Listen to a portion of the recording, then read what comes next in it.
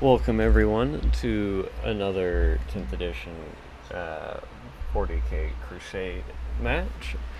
My name is Pangelied42, and today I am using the Savroketh Eternal Dynasty. This game today is between myself and Syl at 2,000 points. We did a little bit of pre-setup. But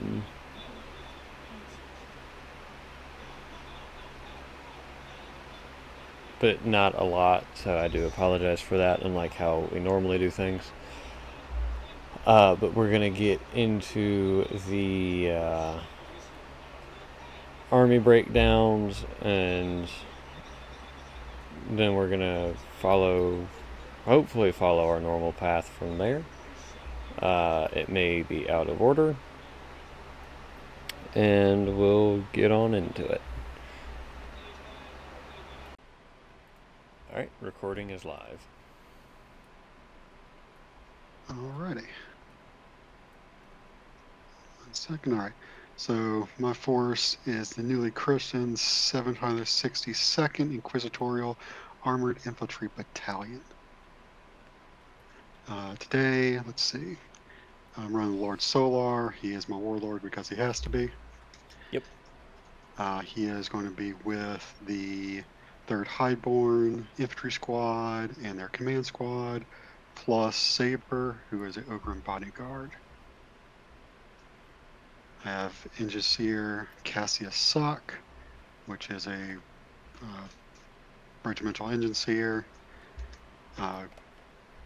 The Stunties, who are a group of rattling snipers. Got the 3rd Highborn Overwatch team, which is a heavy weapons team with autocannons. I have the Enhanced to Hell Scout Sentinels with their 2-shot las cannons. I have a new model, the Crassius, or the party bus as I like to call it. Inside of it is a 6-man team of Ogren, a 10-man squad of Death Corps Grenadiers with command squad, and my new Inquisitor. This is my 2nd Inquisitor. Nothing really special, just psychic stuff. They all fit in the party bus. I'm bringing the Light of Salvation, which was a Shadow Sword. And then I got my 2 Hellhounds and my unit of Tempesta Scions with Command Squad and Deep Strike. Yep. Alright. And over on the Necron side, we have a little bit different than what appeared in the first game. We of course have our Overlord, whose name should have been saved, but it was not. We'll just fix that real quick. There we go. Being joined by his 2 Plasmancers. The Plasmancers are leading a 10-man team of warriors apiece. And I might change part of that.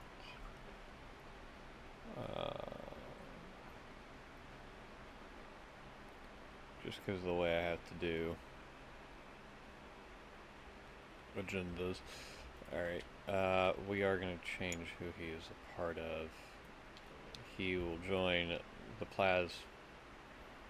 Oh, none of them had their names saved. Outstanding. He's going to join Plasmancer Zarok. Can the Immortals have 2 leaders? They can. So the Plasmancer can join a unit with a noble in it. Ah, gotcha. And since the Overlord is considered a noble, yep, you can do that. Nice. So, the other unit of 10 warriors will be being led by that one. I did not choose the most easy of names to be said. Aronth or Aronthoketh. I don't know. I'm a It butcher sounds his adjustable. name. Yeah. We obviously have Endless March and Shimmering Haze, which is two 20-man units of regular warriors.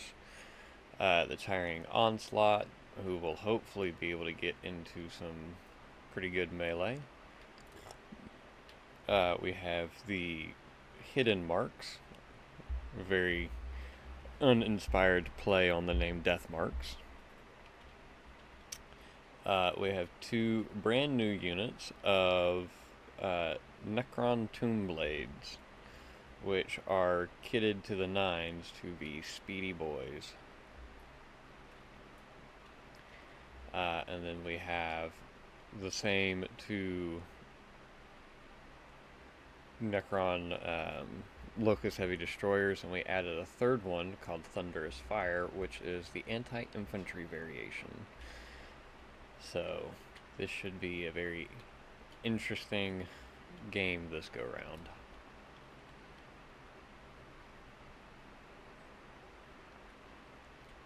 Alright. As far as mission rules go, I'm going to put them up on screen real quick. Even though this is a little bit out of order. No. There we go. So, mission for today is the Tortured Worldscape out of the Pariah Nexus Crusade mission pack. Mission rules and effects are on the screen. Which would you like to reveal strat footings, sir? Yarp.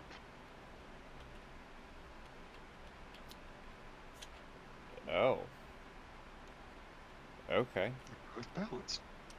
Say we are both balanced. Alright, so for this I'll be A, you'll be B. Yep. Let's see, strategic footing. So- But okay, it's roll-offs. Yep. Alright. Alright, so I guess we'll roll off to see who's attacking and who's defender. Yep.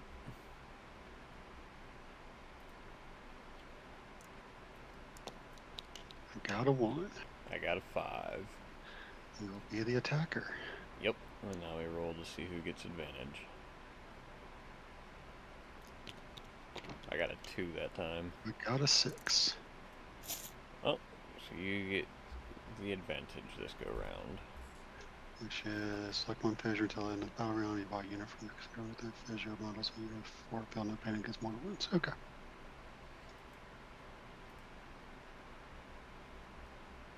Gotcha. Well, it's mortal wounds inflicted by the From the open fissures. fissure rule. Yeah. Alright, since I am defender, I guess I will start deploying first. Yes, you will. As far as agendas go, I spent an RP to get a third agenda for my Inquisition stuff. I chose Execution Order. Gotcha. And to double dip on that, I'll click Kingslayer. So Okay. basically, my focus is killing your Warlord. Yep. Which I'm assuming is the Overlord. Yep. And then I took Reestablish Communication. So you needed to choose 2 objectives. Don't they have to be the midfield objectives? I believe so. Set of the Right, Pariah yeah. Nexus book. Start value.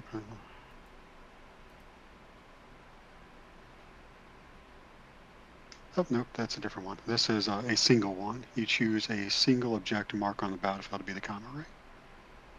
Yep. And basically I have to get that for in the battle.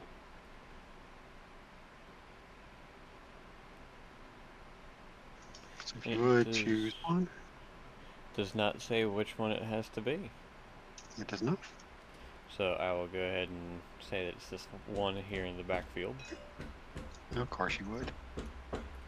Can't make it easy for me. No, but at the same time, nobody makes things easy for anybody.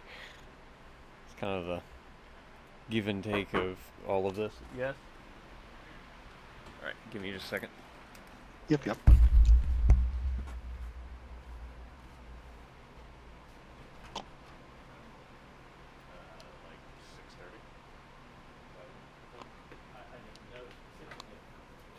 6:30. 7:01. Okay. 8 o'clock. I am asleep. Let me come in here, take that stuff down, close the windows, turn the lights on. Gotcha. Got it? So 7:01 would be good. Where's that? Set it down in the floor. Fine. As long as I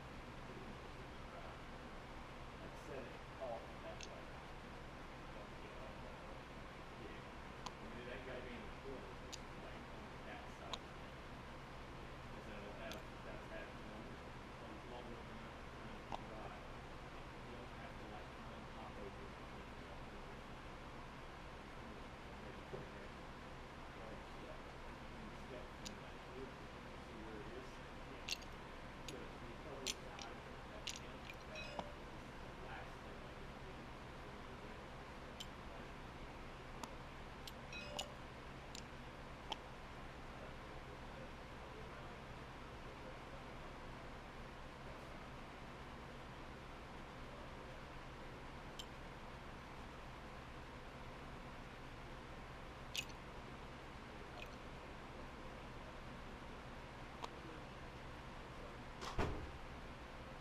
Falls asleep.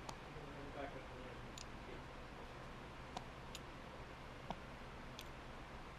Boom.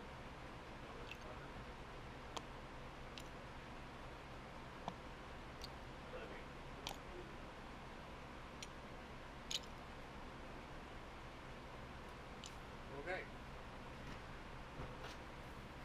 So let me go ahead and set that alarm.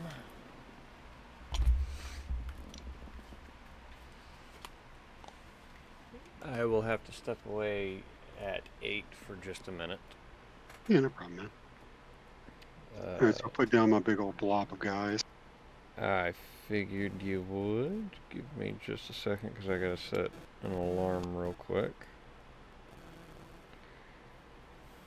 At 8.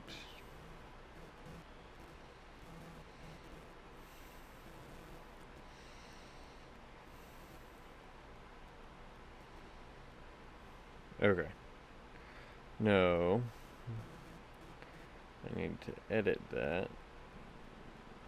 Or just delete that and reset it.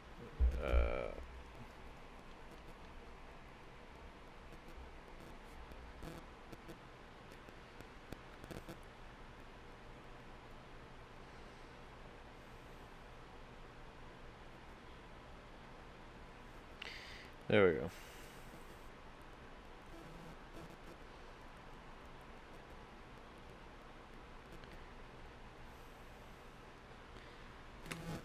Oh yeah, now there's an alarm set. You put down big blob of stuff right there.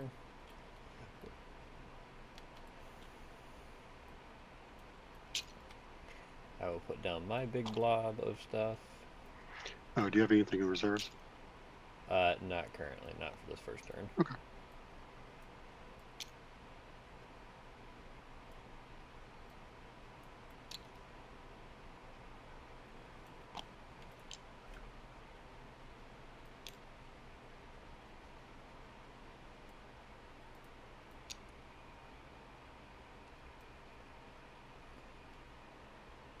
Actually, hold on. I'm not going to deploy them right there. I'll deploy them behind it.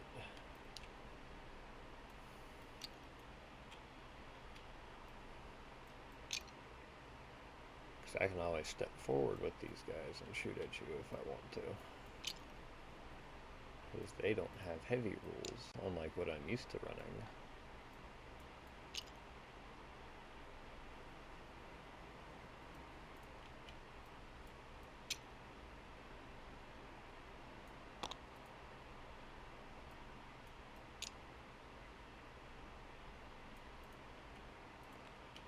Alright, your next unit, sir. Of course, you're going to go there.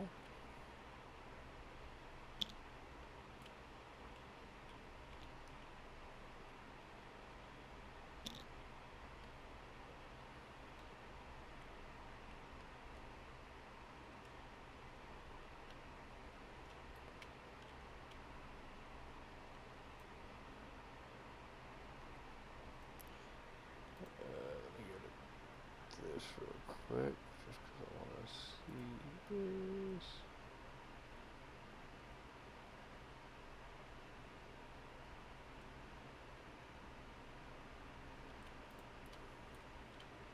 Alright.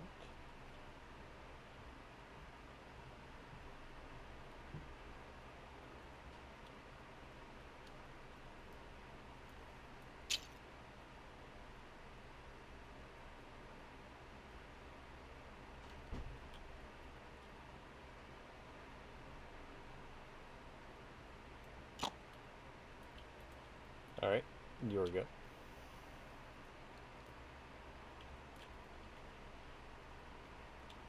Okay.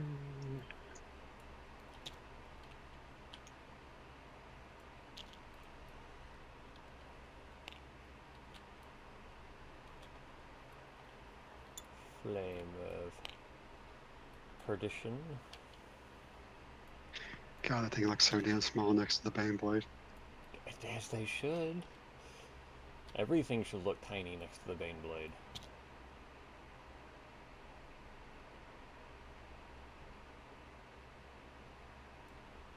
Alright.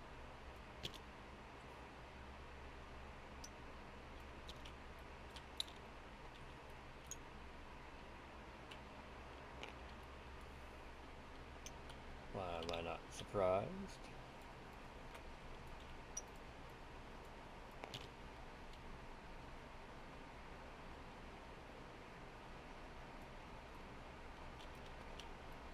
Make sure I don't move too far. There we go.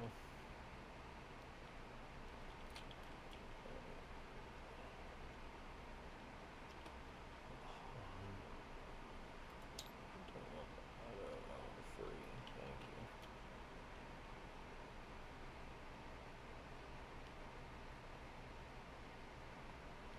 Alright.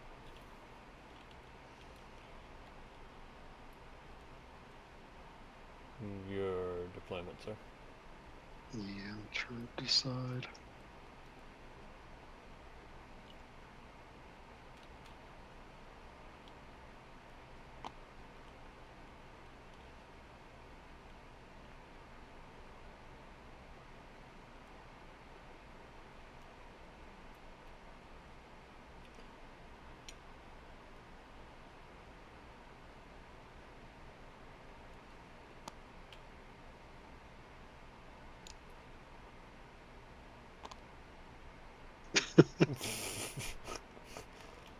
Yes, it's a Torok siege drill. I just don't like that crater, does it? It does not.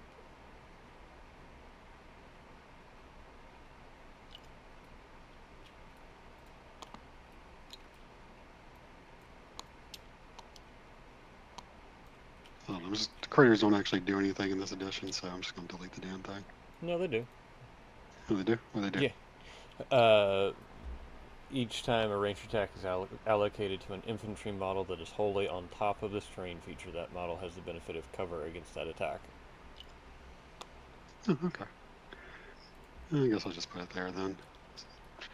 I was gonna say, it does do stuff. It just only does stuff for infantry. Gotcha. You said infantry? Yes.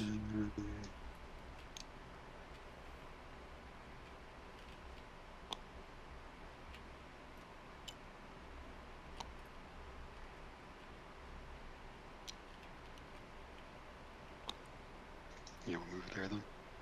Okay. I placed down the floating death.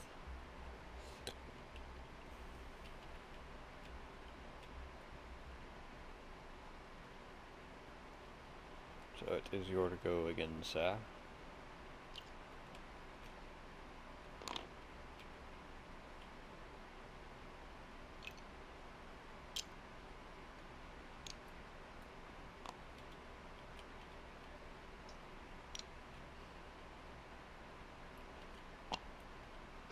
Yeah, Overwatch team on the crater.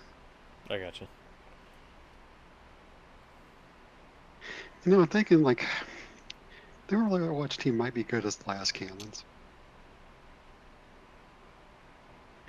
Like the entire rule behind the heavy weapon teams is a Overwatch on 5s and 6s, but they're within 6 inches of a platoon. They Overwatch on 4s.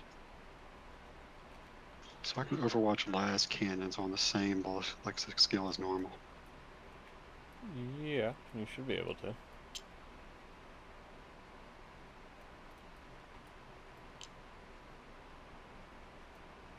No, do I want them there?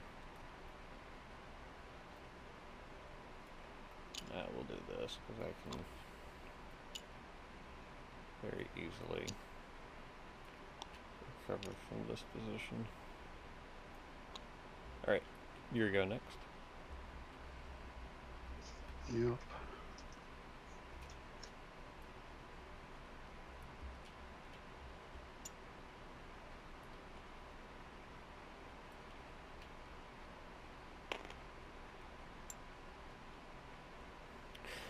Oh, we did not do this.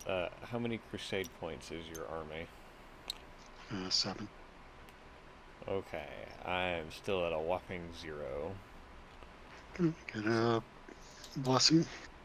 Yep, I will actually. Do I want to do that? Not badges, but blessings.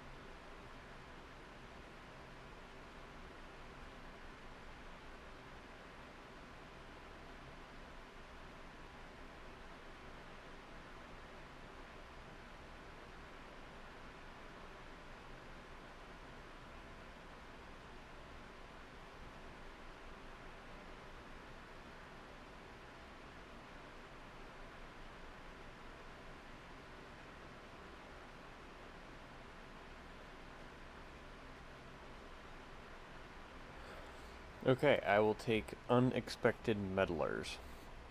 After both players have deployed their armies, you can select up to 2 units from your Crusade army and redeploy them. When doing so, those units can be placed into strat reserves regardless of how many units are already in strat reserves.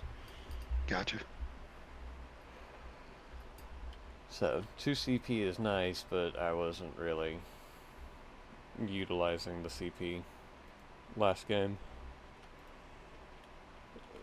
for anything that was related to the actual detachment I'm in. Oh, and just for your essay, the system bonus that I got out of the reanimation system is the resurrection flux. While a unit is below half strength, add 1 to the result of that unit's reanimation protocols roll. Okay. So, let me take this.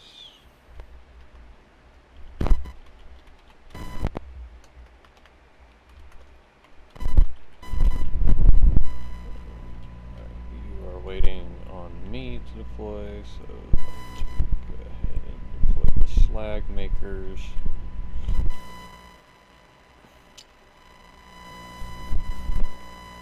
We'll go right there.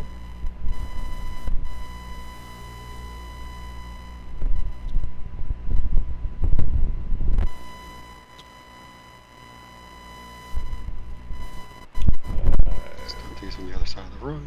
Yep, give me just a second. Hello.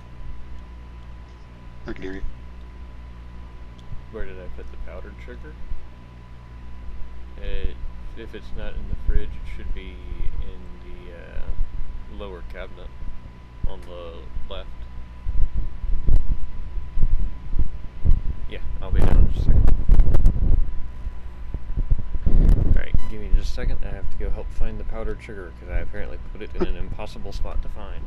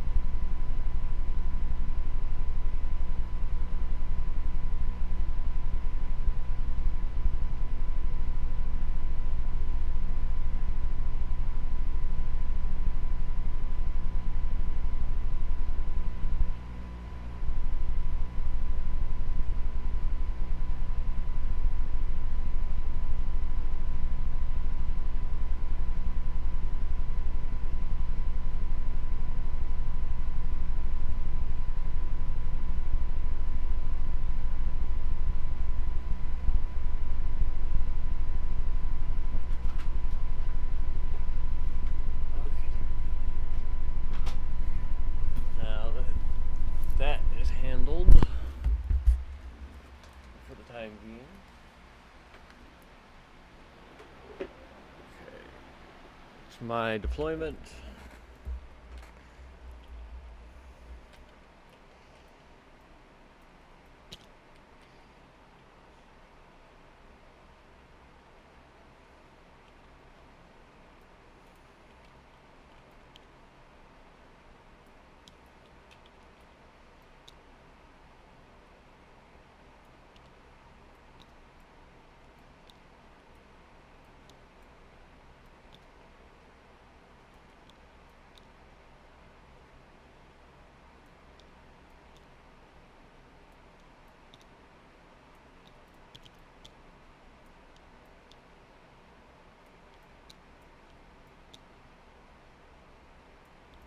Alright.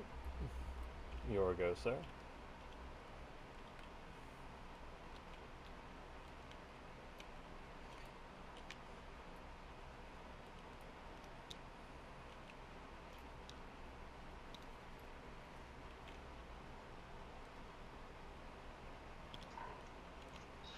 Can Death March target lone ops? No, that is only a thing the Vindicator can do. Gotcha. The Vindicator is the only model in the entire game that can do that, as far as I know. Okay. So, no, the Death March special thing is people arriving from reserves.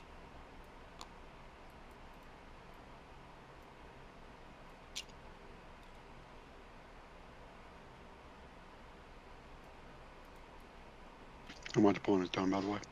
Gotcha. Which means it's just down to me.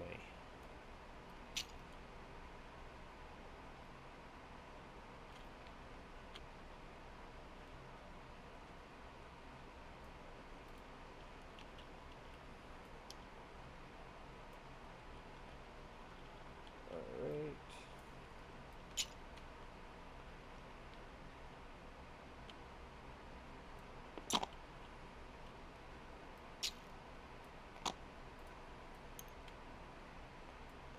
Put the Overlord and Plasmacer over there. Okay. So, do you have any rearranging stuff to do? I do. So I guess we need to roll off to see who does that first. Give me a second, because I think they addressed that already.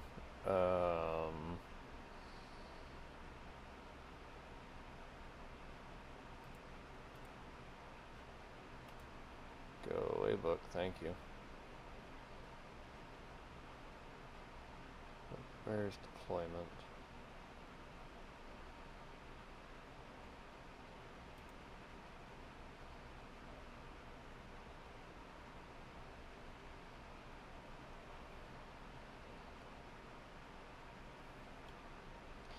Because I think there's a thing where it happens.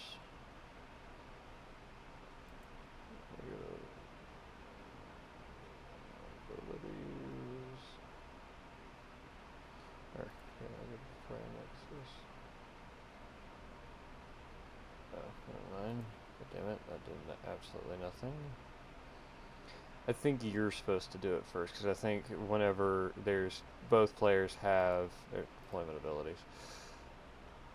Not infiltrator. Why is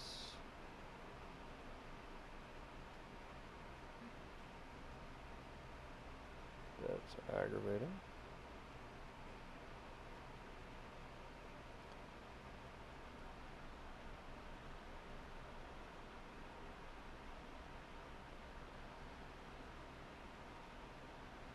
I think it's you go first. I'm not seeing it, but I think they had already pre-clarified that one.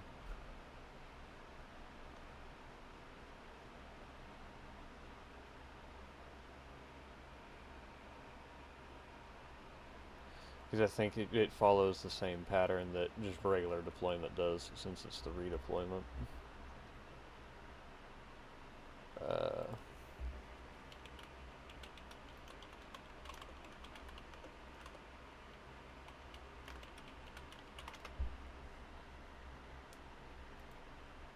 Actually, you do. It's in the rules commentary. Gotcha. If both players have rules that let them redeploy units, the players must alternate redeploying their units one at a time, starting with the attacker. Starting with the attacker. Okay.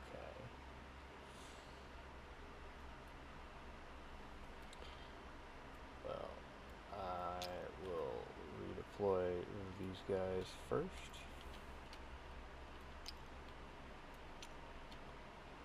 So you are clear to redeploy whatever unit you would like to.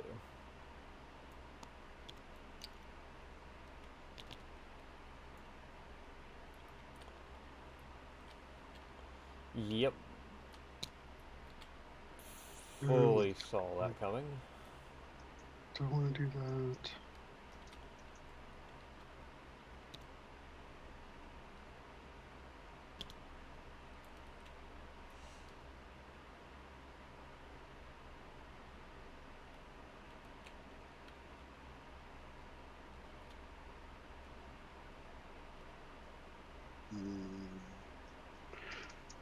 Actually, let me.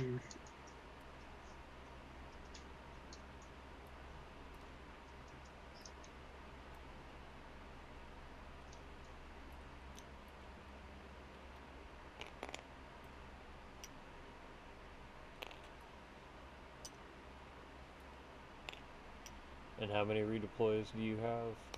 3. 3. Because of large solar. Yeah.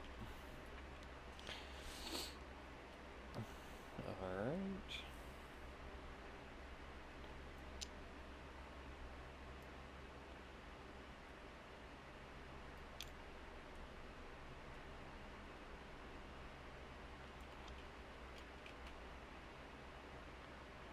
Yeah, I can't do that, so we will just have to...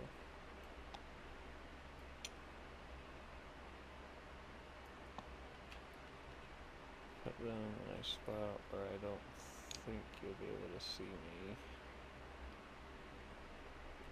very well, at least. There we go. Okay. Block there.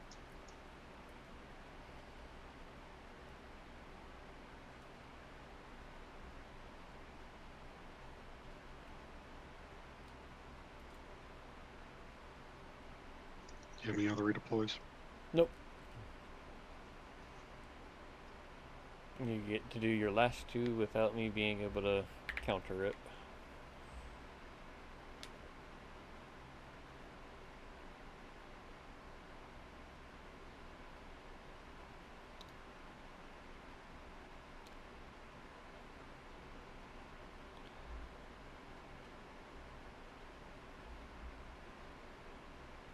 Now, here's a question: do you have to use? I was say, do you have to use all 3? Because you may. No, I don't have to. Okay, good to go. Just trying to think if I want to stick anything as Strat Reserve or not. I don't think I do. Oh yeah, I forgot about that possibility. Yeah, it's fine. I'm fine with everything being where it is. Okay. And then Scout moves. I have 2. I have 1. Alright, who goes first?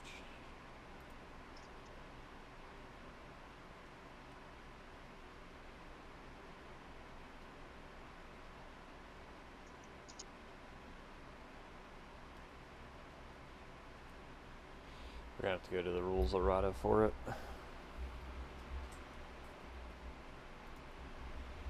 Yes, it's still going. Good.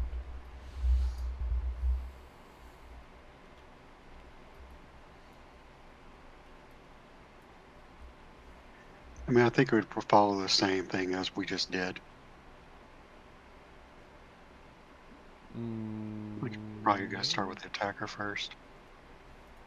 Probably. What all is able to scout move? Is it just your scouts? Sentinels. Yeah. Okay.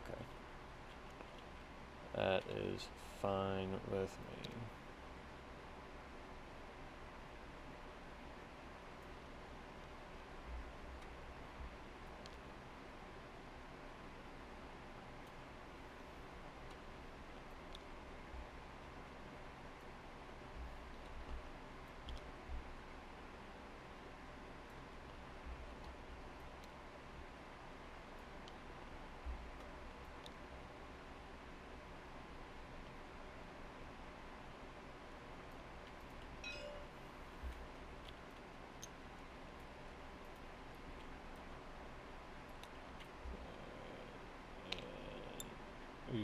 have to be 9 inches away, sir. Because that is a thing with the scouts. They have to end their movements more than 9 inches away from all enemy models. Not that it really matters for what you're trying to do. Yeah. They're fine. It's a lot of sentinel shots that I'm going to have to try and survive through.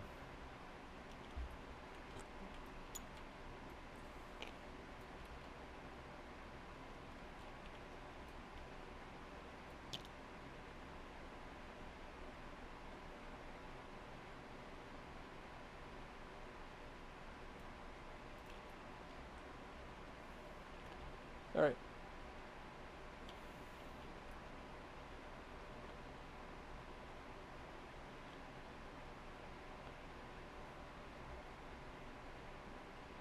Alrighty, indeed. Yes. Yes. Alright. Do you have a way of marking the 6-inch corridor, or are we just going to have to draw that? That's what the dice are for. It's basically like the objectives are 3 inches, like it's basically the objectives all the way down. Gotcha. Like everything these circles are on the objective, because it's supposed to be 3 inches of either side of the objective. I Like gotcha. from the center, and they're 3 inches across. So Yeah. basically that. All good.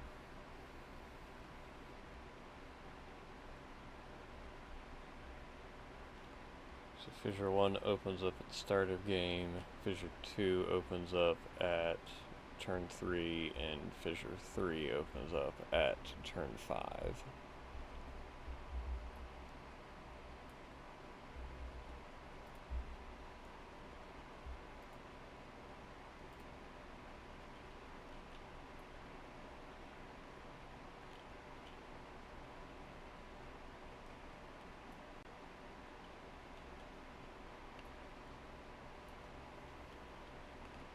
Alrighty.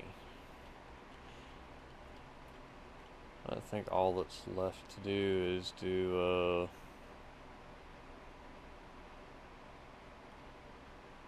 roll off and see who has first turn. Yeah, let's see. Start about around 3, Fissure 2 opens. Okay. Just making sure I had everything marked. Yep. Alrighty, let's roll to see who goes first. Ugh. I got a 4. I got a 2. I shall have first turn. Yes, you shall. Ooh, thankfully.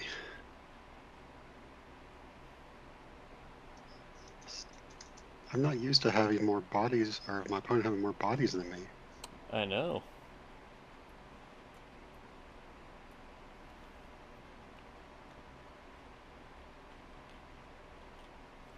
Alright, command phase, I get an extra CP because of Huntsmaster. Is the engine seer thing command phase? Engine sears your movement phase. Okay. Let me go up to these hyperphasing strats.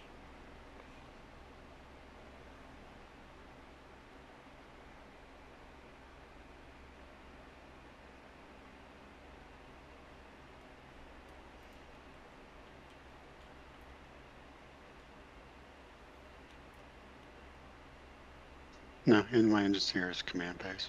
Oh, is it? Yeah. Okay. It's the orc mechanics there in the movement phase. Gotcha.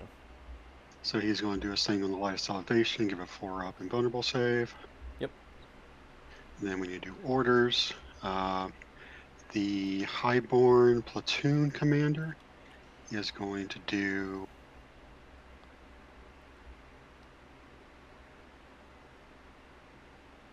one second, let me get to orders. Yep.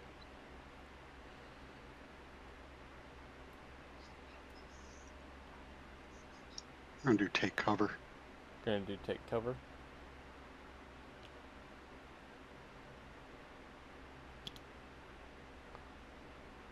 Are they doing that on themselves, or are they doing that on the... Well, I guess if they do it on themselves, everybody gets it. Yep. Gotcha. And then the large solar. Huntsmaster has 3 orders.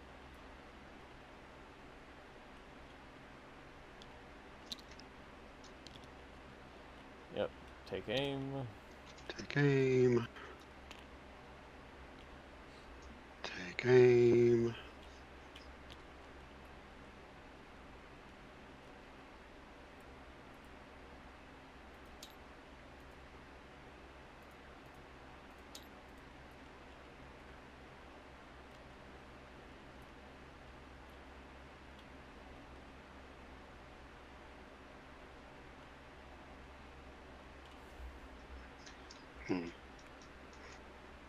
And then we're going to do, let's see, that is 10 inches, 28 total.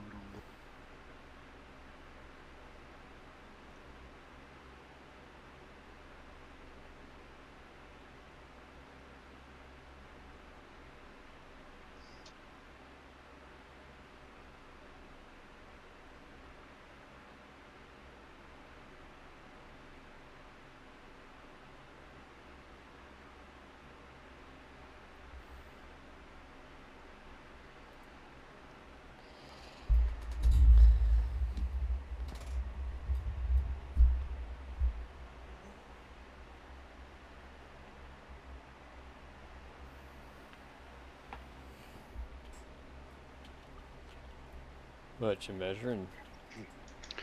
Trying to figure out the right ranges to decide what I want to do stuff with. I gotcha. I'll do move on Flame of Perdition. Alright. Alright, that is orders. All orders done, yes. Yeah, 13-inch movement. Hold on. It is a start of a battle round, so anything within the fissures has to make a leadership check. Yep.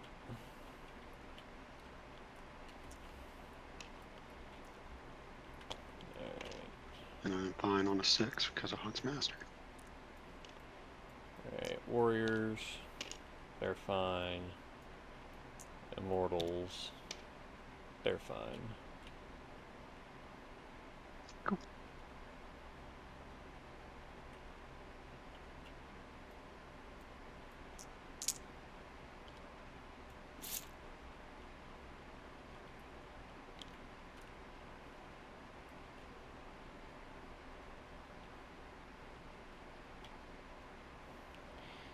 Fucking behemoth.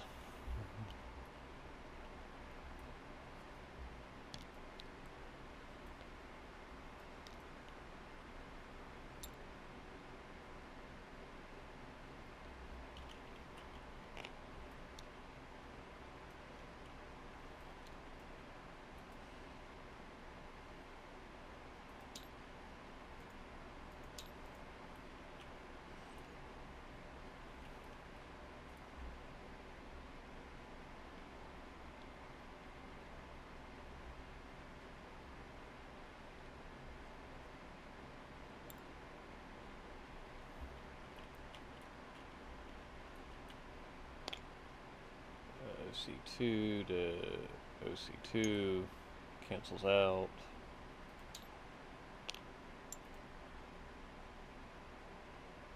And transfers to your control.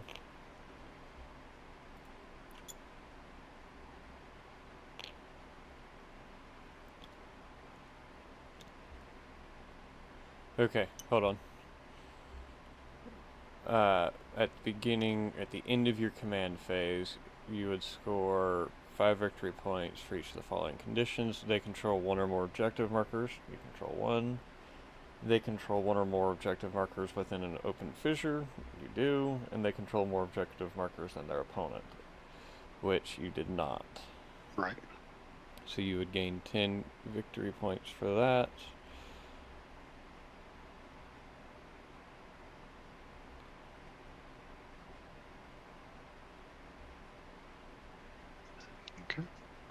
At the end of each at the end of each command phase, the player whose turn it is scores 5 victory points for each of the following conditions they satisfy. That's a weird way to put that. I'm assuming it means killed something the prior turn. Yeah, I'm gonna say that that's what that means. Because how the hell are you going to kill something during your own command phase? No, it's not even during your command phase. It's during the other person's command phase. Because it specifically says at the end of each command phase, the player whose turn it is scores 5 victory points. Yeah. So that's a really dumb way to do that.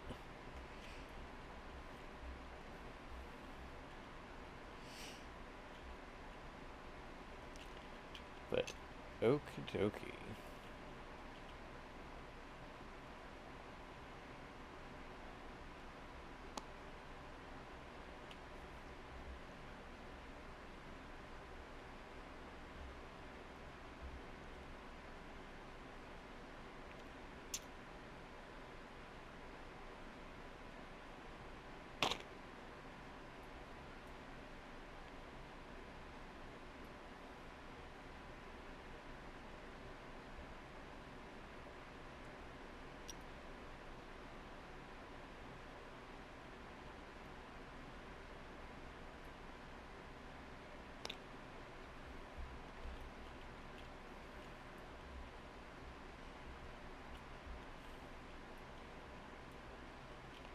Shall I pull out the ruler for you for the 3 inches? There you go. Yep.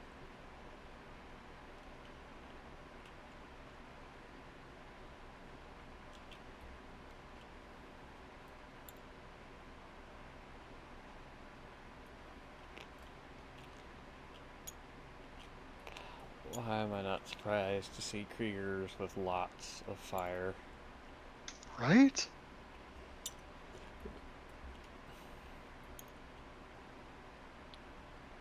What made you take Kriegers? Because I could fit more flamers into the squad.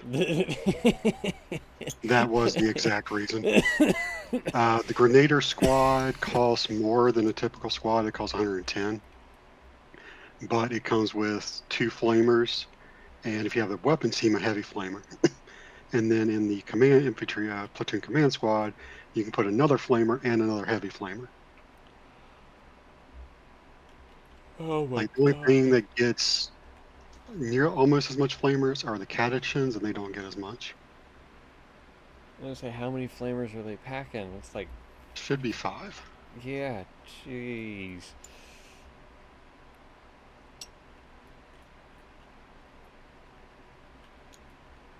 And the Inquisitor has a flamer too.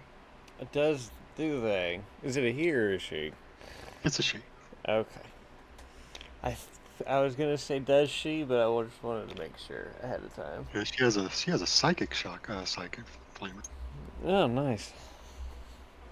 That's gonna be lots of fun.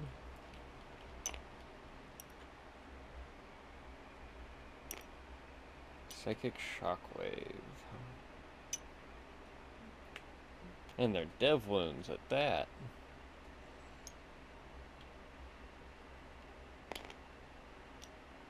Guess that's the only saving. Oh, no, your regular flamers are strength 4.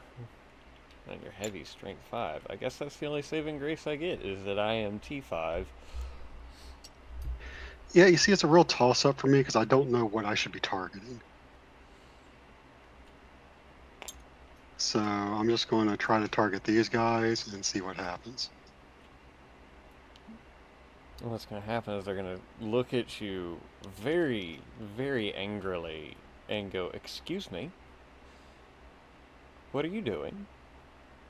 I'm going to stand back up, brush the ash and soot off of me, as well as maybe some of the fucking petroleum. Oh, and as they come out, they can do an order. Okay.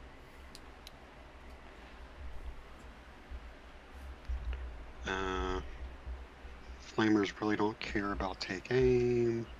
No, but the rest of them might. Eh, We're going Now, here's the question of who would be able to see. I was counting this entire thing as just one big rune block, so everything within the center. Gotcha. Okay.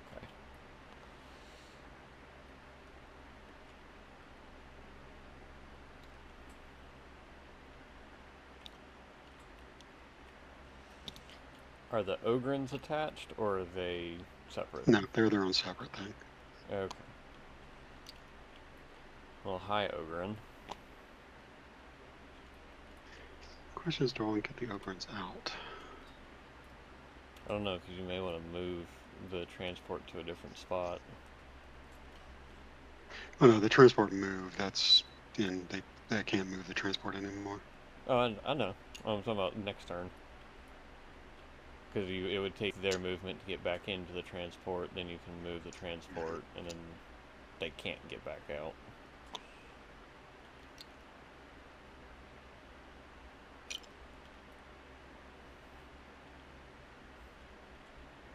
All right.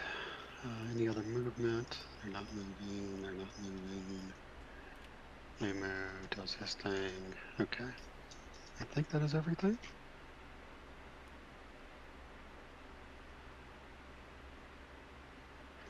Glorious shooting phase. We're going to start with the Crassus. Alright.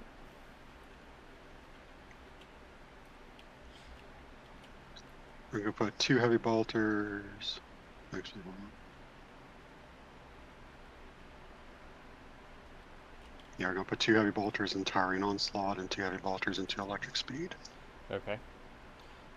The heavy bolters going into electric speed are going to be at a -1 because they have stealth. Okay. We'll do the ones into Towering Onslaught first. Yep.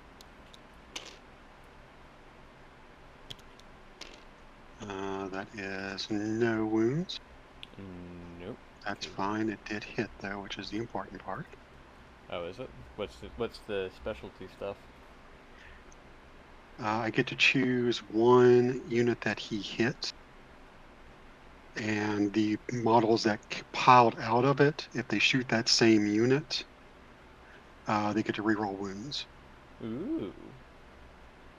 So basically, well, let me see if I hit the other guys first before I choose which one. So it's got the same. Ooh. You hit. I did not wound. No, you do not. All right, so I can choose for something to reroll wounds on Towering Onslaught or on Electric Speed. Yep. We're going to do reroll wounds on Towering Onslaught Alright. because that unit scares me. As it should.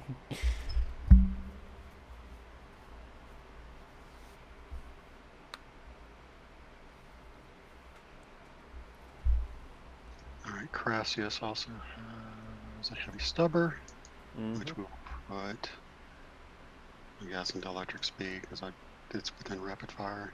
Should have said that to begin with. Yep. But it's fine. 5s, 1 hit. No wounds. Nope. Clinking off that armor. Very much so. That's one thing the Necrons are known for, is they are as tough as orcs. All right, we'll go with the Grenadier Squad.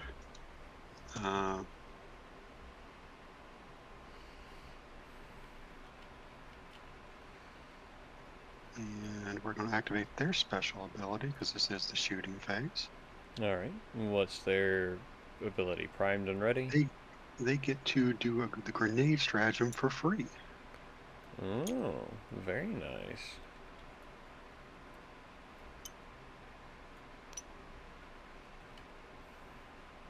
And it also allows me to use the grenade stratagem a second time if I wanted to. Yes, it does, because they're getting the free one. Yep. And we're going to do that on Electric Speed. Yep. Let's see, 4-ups, grenade stratagem, 4-ups. That's 2 mortal wounds on electric speed. Alright, that peels one. Alright, we're going to start with the flamers. All the flamers are going into towering onslaught. Yep, as they should. In fact, I think everything is just going to go into towering onslaught. Gotcha. So we'll do the 3 regular flamers first.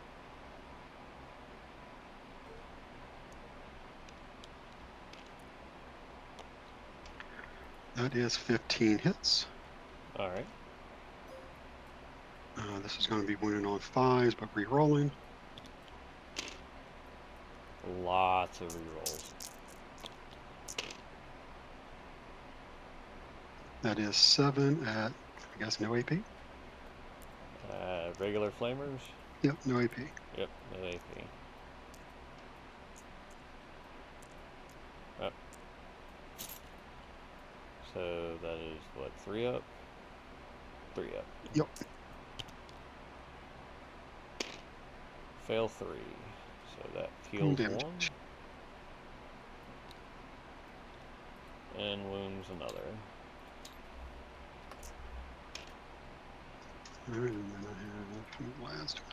Let's do those. Oh, wait a minute. It doesn't matter where I pull him from. So we're going to pull him from the back.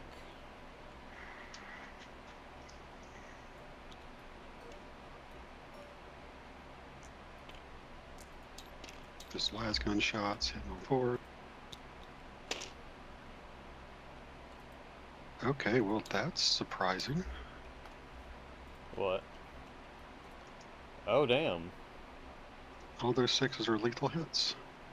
Okay. Because of born soldiers. Yep. And then need 5s re-rolling.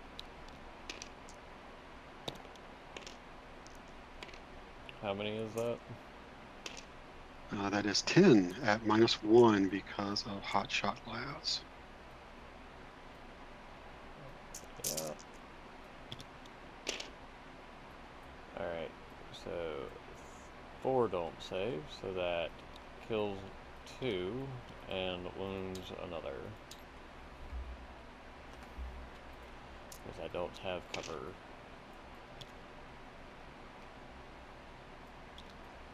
And then the heavy flamers.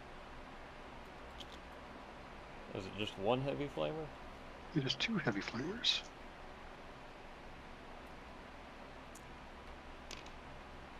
The Grenadier has a heavy weapons team, and then the command squad also has a heavy flamer.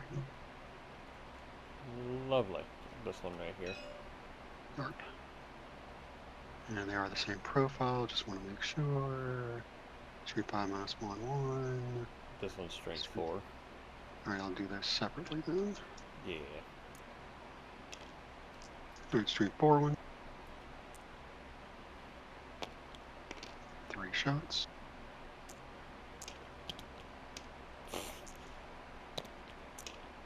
Reroll. And that is 2 at -1. Yep. So 4 up. God damn, the metal is not being resistant today.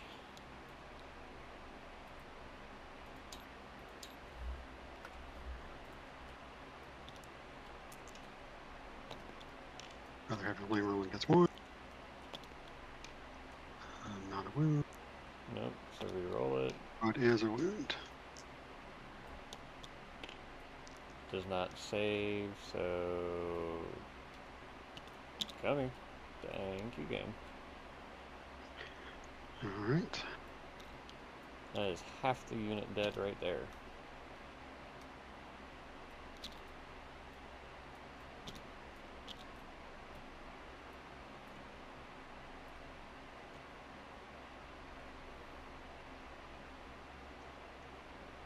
I forgot to move my halflings. Couldn't see them. Oh well. Find the halflings! I can't see them. Can't see them, boss.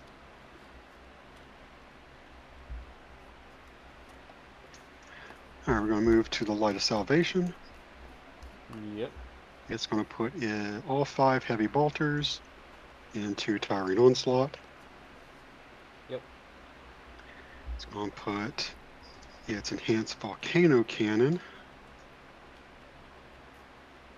into Slag Makers. Yep. And then its 4 las cannons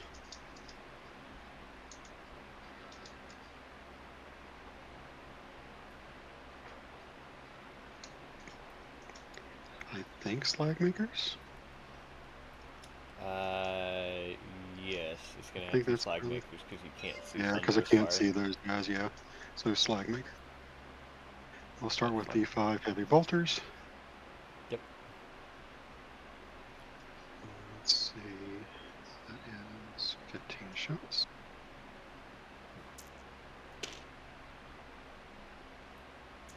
Well, slag makers is about to just get wiped again. It's hitting on 3s because of take aim.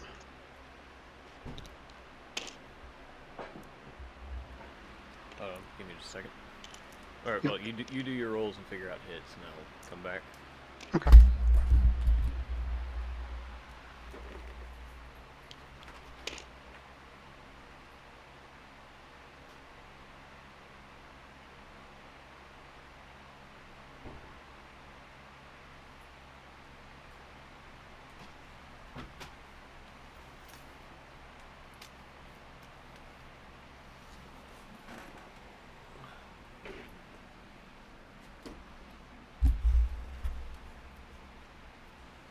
Okay, so I do not have to leave at 8. Nice. Well, I might still, but it would be for a different reason, namely to go Gotcha. get the freshly made French toast casserole that Oh, the missus is making. nice. Speaking of 8, that is 8 saves at -1. Oh, well then. That's 7 die. I will start with the couple that are on the craters. This way I can get Oh rid no, of this your... this is going Towering Onslaught over here. Oh, they're going against Towering Onslaught. Never mind. Fuck. Well, all but one make it. Okay, 1 dies, 2 damage. Yep. We'll pull this one. Those are good saves. All right, Or Enhanced very good Volcano saves. Cannon. That is D3 plus 2. Yep.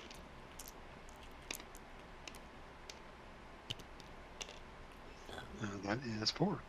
Uh, And this is going to be hitting on 2s. yep. All hit. Yep. Wounding on 2s. Yep. All wounds. -5.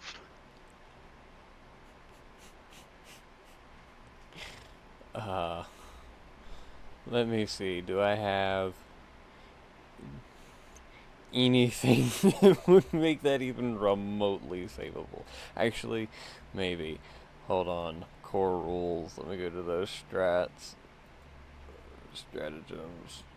I think it would give you a, if it's an infantry unit, go to ground, gives you a 6-up invulnerable save. It's not, because they are a mounted unit. They do not have the infantry keyword. Let me make sure it's an infantry thing. It's infantry only. Gotcha. Fucker. I knew I should have taken them off the field. Let's see. That's vehicles, which does not count. Infantry does not count. Yeah, I need to be in a different fucking place to actually do that. Well, they're all dead. Thank you, Slag Makers, for showing up and being there. At least they showed up. It was moral support, right? Uh-huh. Alright, and the last can is just shoot their corpses. Yep. We will be moving on. Okay, we'll go with the Overwatch team. They're pumping everything into Towering Onslaught. Yep.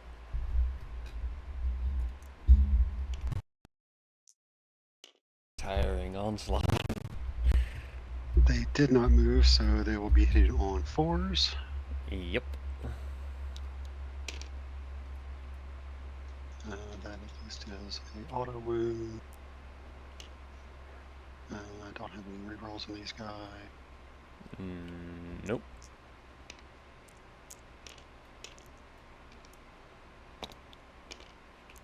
Two wounds. 2 wounds. Yes, 2 wounds minus 1. Alright. 4 up. They love it. As a squad that will not die. Yeah. Yeah. The bigger problem is whenever they start standing back up. Which is why I'm trying to wipe them out. We'll go to the Highborn over here. They have a heavy weapons team with a crack Missile grenade. Yeah, missile launcher. Which we will shoot into Towering Onslaught. Their profiles are all jacked up. It's just one shot. Yeah, with the missile launcher for crack is always one.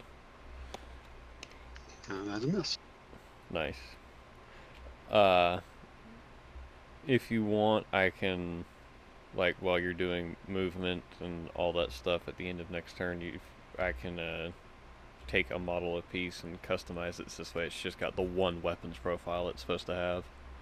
I can do that. I had to do that with the Grenadiers actually because they fucked up too. I just didn't get around to doing that squad yet.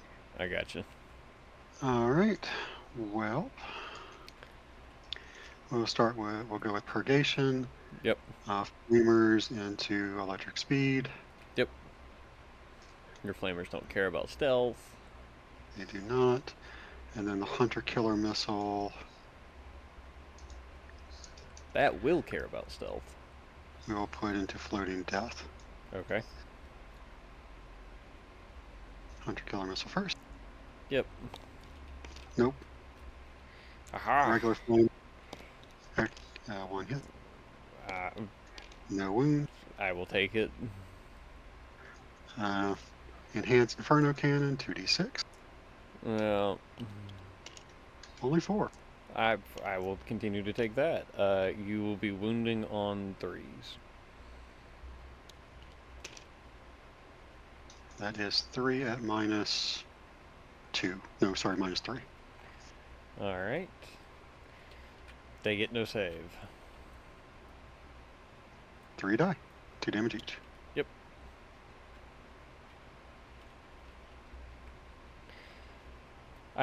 So they have the ability that I could give them a 3-up armor save, but it reduces their movement to 8 inches. 8. Gotcha. You want them to be more quick then. Yeah, well, like I said, if the math hammer were to work, if I get first turn and advance, they can get a full advance movement after I get the 3 battle trait upgrades on them. They can move 39 inches in a turn. Ooh, yeah, that's a lot. Alright, the Scout Sentinels, they're going to be putting their las cannons and their Hunter Killer Missiles into Floating Death. That's fine. I will take my cover bonus because you can't see all of me. That is fine. So Hunter Killers first.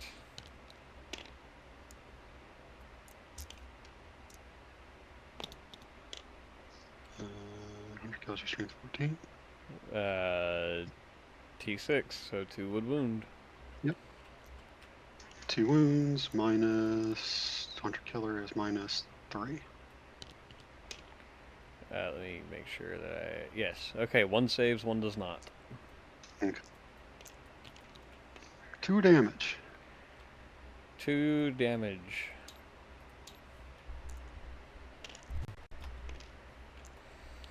Now for the worst part.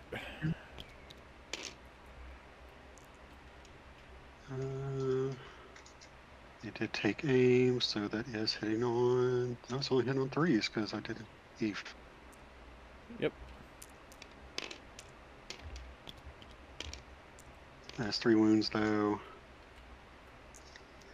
-3. Yep. Again, save 1, fail 2. Don't throw. Only throw 1 damage die.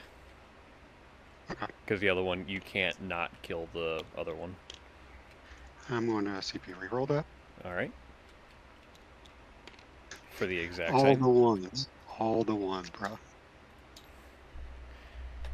Listen, I will take the 2 damage and be perfectly happy.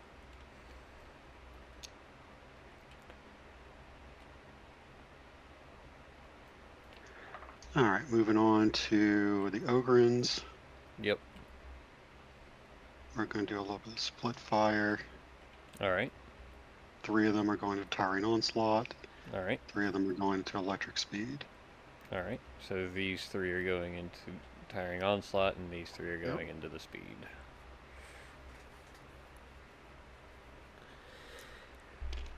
What is Point Blank Barrage? If they shoot the closest enemy unit, they get another -1 to their AP. Okay.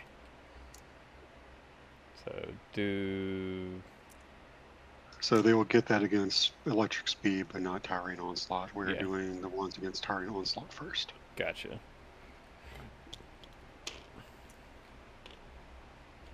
That hit on 4s. Yes. Yes. And then this is strength 5, so 4s, but re-rolling because of Crassius. Yep.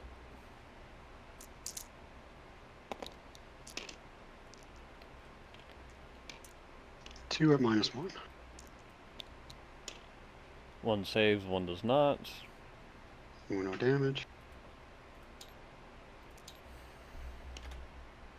Alright.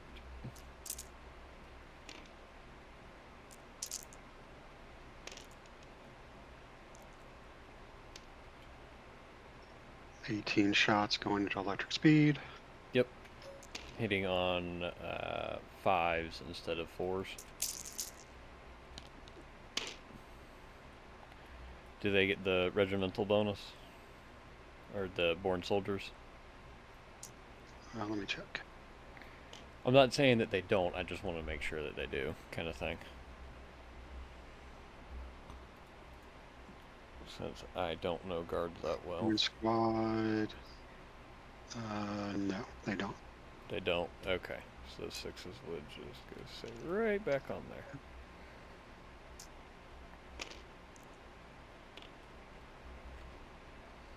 There we go. And then this would be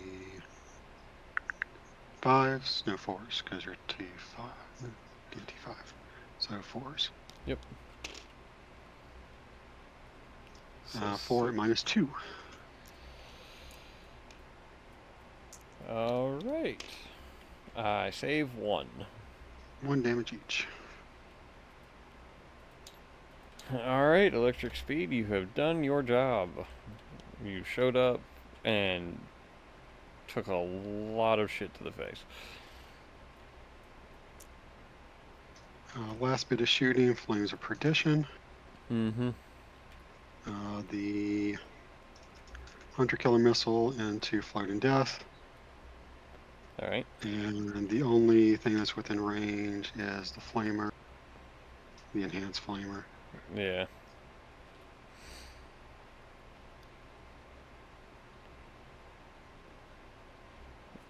So do your Hunter-Killer Missile real quick. Yep. As a hit and... Auto wound. No, not auto wound because you're not a vehicle. Oh. So Born Soldiers is vehicles get auto wounds against vehicles and monsters. Infantry gets auto wounds against other infantry and mounted. And then Sentinels get auto wounds against everything. Yes. Is a wound though. I say it is going to be a wound though. That I'm not going to save against. 2 damage. He was on 2 hit points. I got Oh wait, never mind. I could have actually made that if you rolled a 1. Since Hunter Killers are just a flat D6. yeah. Alright. And then the 2d6 points. Yep. 5, 9. 9. There you are. And then 3s. Yep. That many minus 3. 7. That is just 7 that die.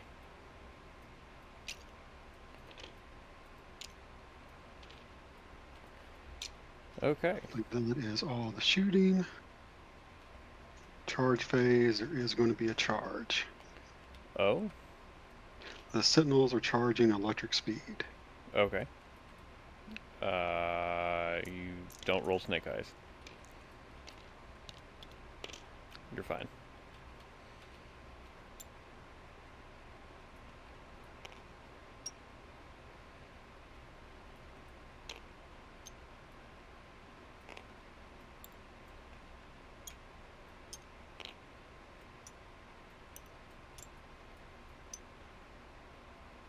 Yeah.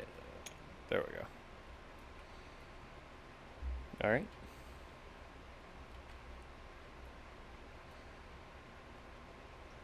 And just for the hell of it, Flame of Purgation is also going to charge blinding speed.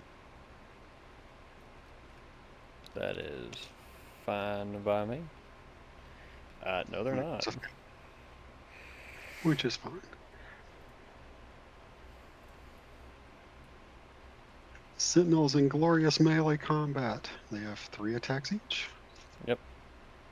With their Sentinel Chainsaw.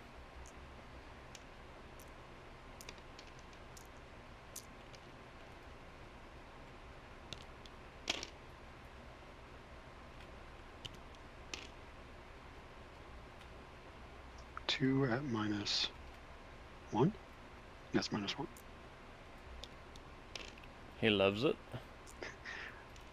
He is still alive. That is unfortunate. He does not manage to hit back. Okay. Yeah, that is everything. Yep. Alright, my command phase. So, at the end of your phase, at the end of your turn, so we are doing a strike force, so 4 units. Thunder's Fire disappears. Put him in strap. Yep. Yep. Tiring Onslaught disappears.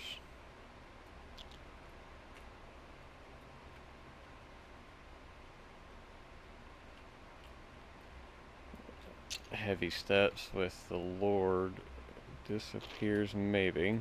Hold on. I gotta look at...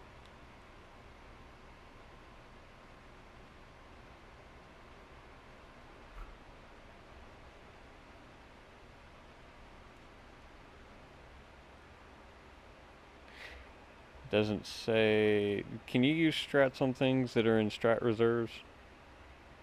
No. No? Okay, no. Heavy Steps. Unless it specifically says otherwise. I mean, I know you have a stratagem that lets you do reanimation while they're in strat reserves.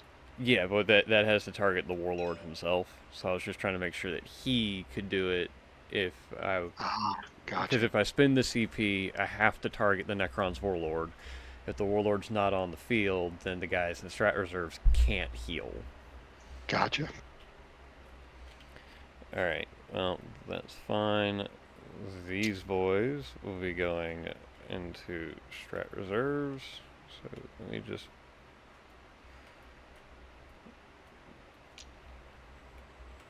put these guys here where they're supposed to be. And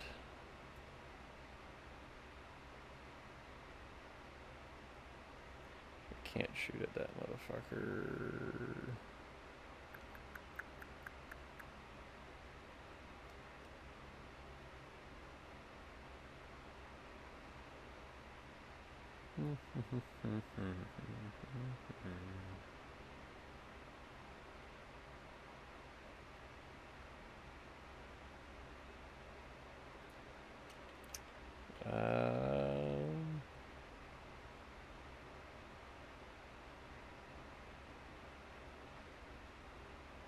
Yeah, that's going to be it.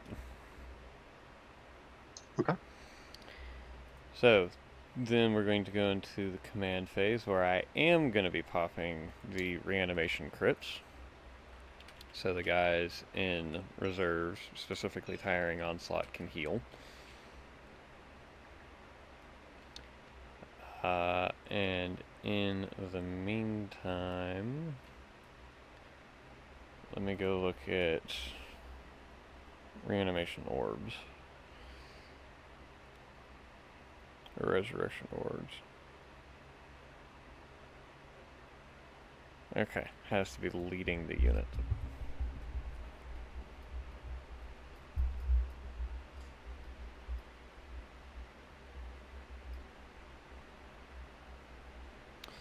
Oh. Okay. Interesting. Well, because I'm gonna make the best amount of stuff from this. We're gonna say that my will be done was used on that stratagem, so I get the CP back. Because I get to cast a strat. My will be done once per battle round. One unit from your army with this ability can be targeted with a stratagem for 0 CP, even if you've already targeted a different unit with that strat this phase. Okay. So I will do that. All your strats cost 1, right? No. But all the strats I'm going to be using today outside of, like, specific ones out of the core rulebook will only cost 1, because Gotcha. most of the hypercrypt ones revolve around having a monolith. I don't have a monolith, so... Gotcha. Right. Alright, so... I don't think I have anything else to do in the command phase with people and abilities outside of resurrection or reanimation protocols. So we will do that. Starting with floating death. Can I CP reroll that is the question.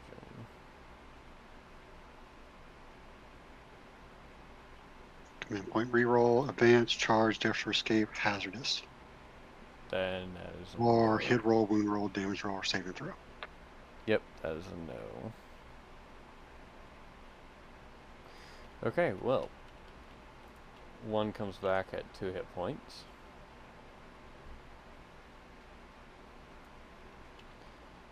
Alright. Now for electric speed. That heals 1 and brings 1 back at 1 hit point.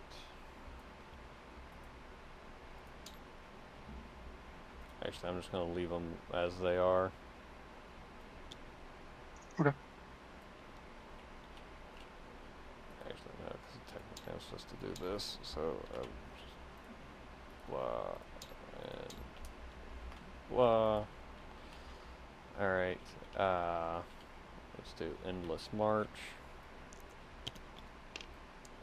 Who does get to reroll for 4 people coming back.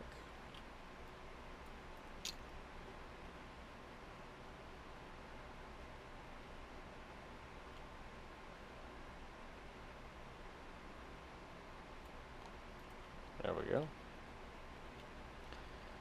Alright.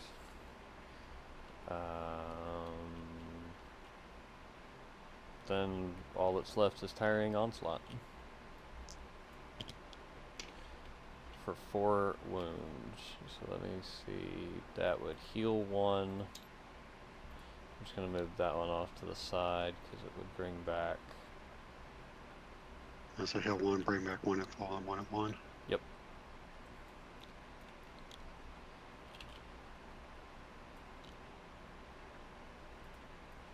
Alright, put you back over here. Yeah, I do have 1 with 2. There we go. Yeah, unfortunately, the yellow scribe benefit of where you're supposed to be able to fix people's wounds with pressing the numbers Yeah, does not work doesn't for work me. a lot. Like it's on and off for me. Some models it works on, some it doesn't. Well, I mean, it doesn't work on any of them for me. I gotcha. It will if I'm by myself, which is frustrating because I don't know what's causing the issue. Alright. So that puts them above half, so they're fine. Those guys are fine. These guys are not fine. And at the... I guess we should do this first. At the start of the... Oh, start of the battle round. Okay. So... I only have one battle shock test to make. Let's see if they make it. They will indeed make it. So they are fine at 8. No. We're supposed to be rolling below, aren't we? No, it's above. It's above. You're fine. Okay. Yeah, because you got a 7+, you rolled an 8, you're good. Gotcha. Alright. Yeah, below was last edition, I think.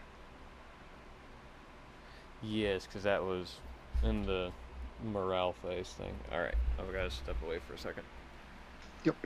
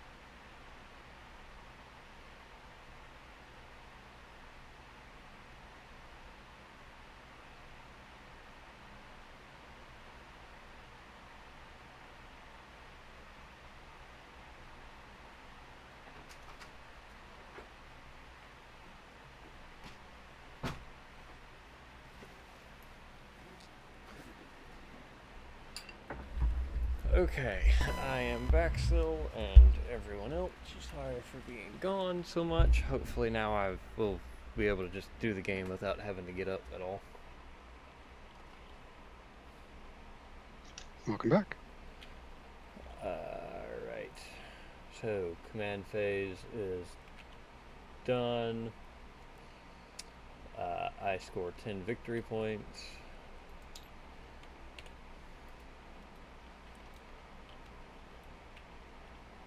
Alright, and now on to movement.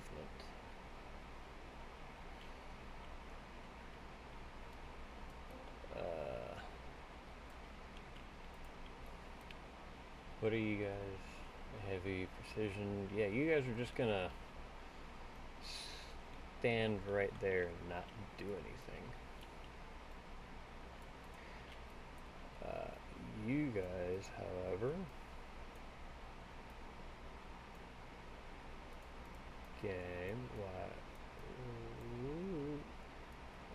save the game still.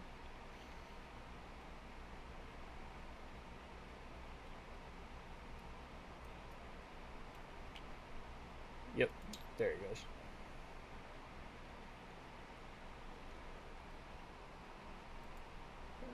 Oh, there's Kira.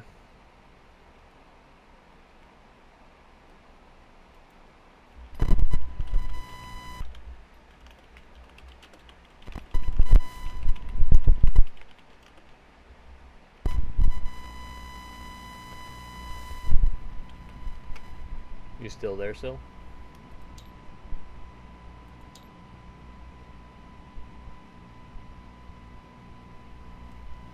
Alright, since we run into this complication, we're going to go into that.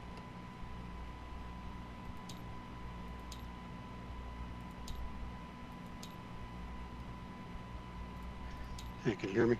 Yeah, I can hear you. So I accidentally unplugged my computer from the Ethernet, my Ethernet cord. Well, that will do it. So give me one. Yep, take your time.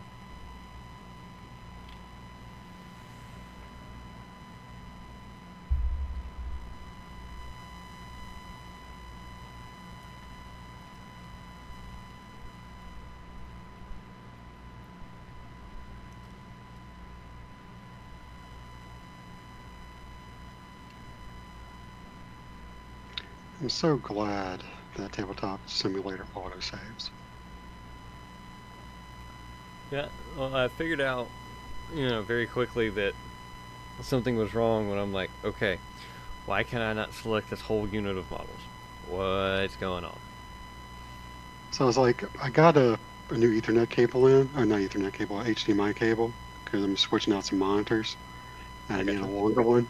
And the process of unplugging my Ethernet, my HDMI, I unplugged my Ethernet because part of my Ethernet cable is broke, the part that actually clicks it in. So it doesn't actually snap in snug, so you can just yank it and it comes out. Ooh, yeah. That's Alright, game's back up. It's the same thing. Gotcha.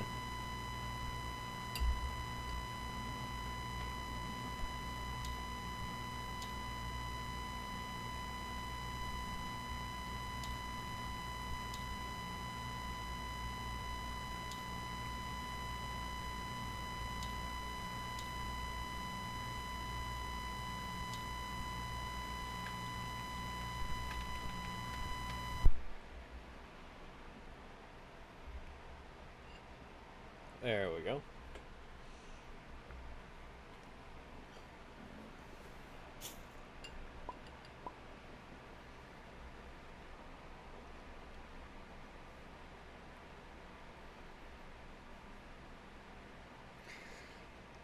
Oh no. Oh no.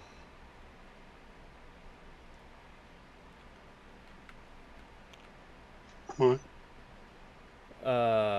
I'm having to copy and paste some of your models because they get the, there's a problem with Tabletop Sim and the battle cards that people want to use.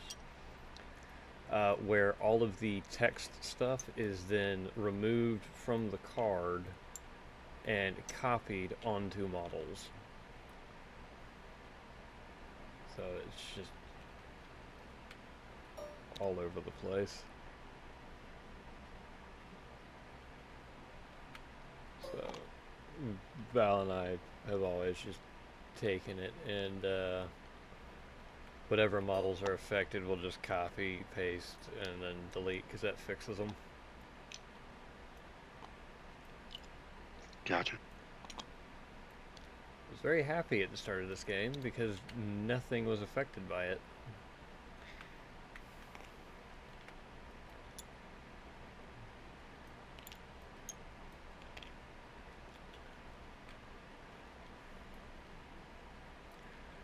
So that it can be a real problem if it's something that's on the table.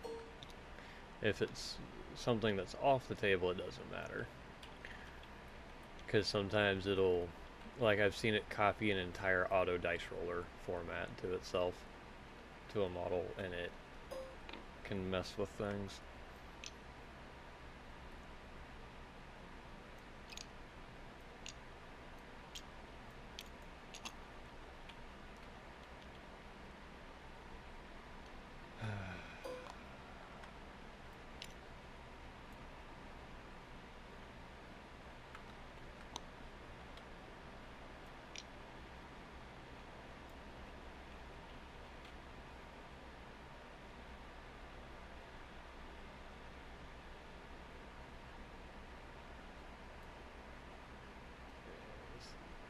Stuff I'm not concerned about. Anything back here on my side.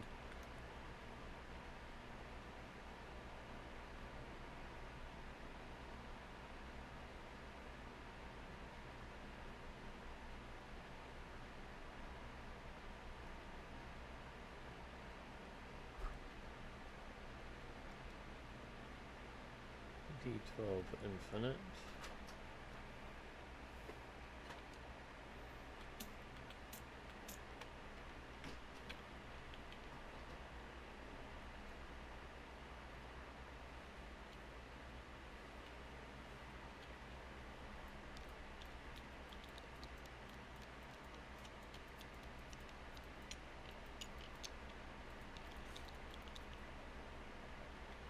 Okay. There is currently still an auto dice roll, or there is still a auto dice roller that got copied, and it is attached to something. I just don't know what it is. But it shouldn't affect anything, hopefully. Okay. So turn that camera back on. Let's make sure that's yes. Okay. That makes me very happy.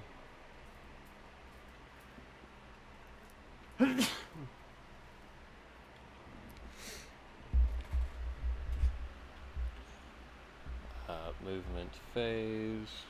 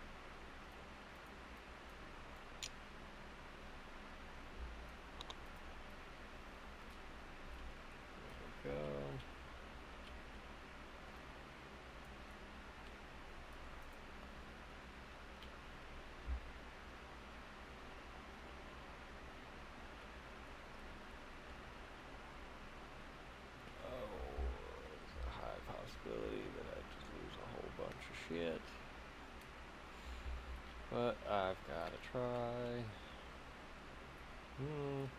I'll just shoot it.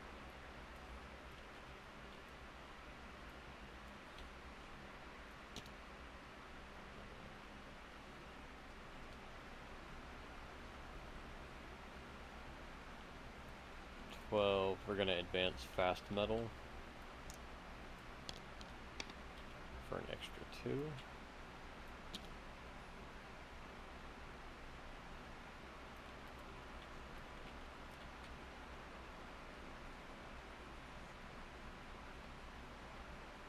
Yuck. So, okay, that gives at least more in there.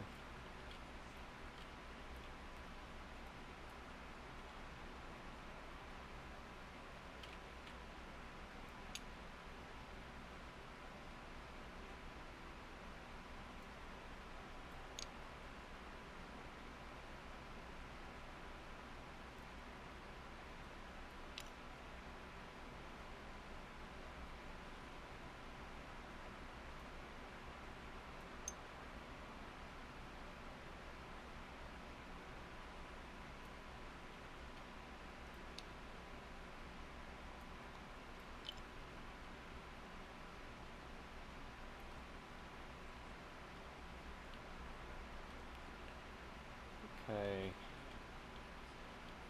End of the movement phase. Reinforcements come plopping out. Our strat reserves come. No, They do not. No, they do not. This is not the second turn.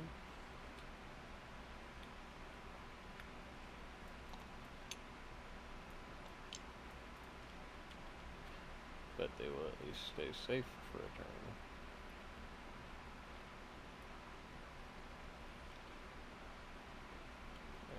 Since that is the case,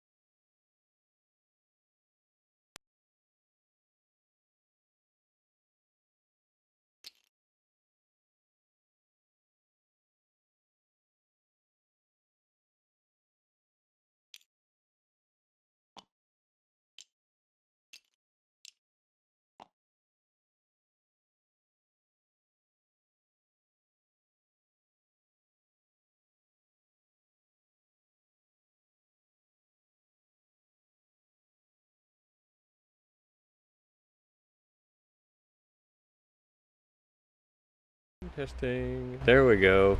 Hi, Sil. I've been talking this whole time. Did not know my mic cut out. I said I do not like you in your light of salvation. Just good. Auto-deleting shit. Yeah, for it's a 450 point model. It should try to do something. It should. It very much should. Alright.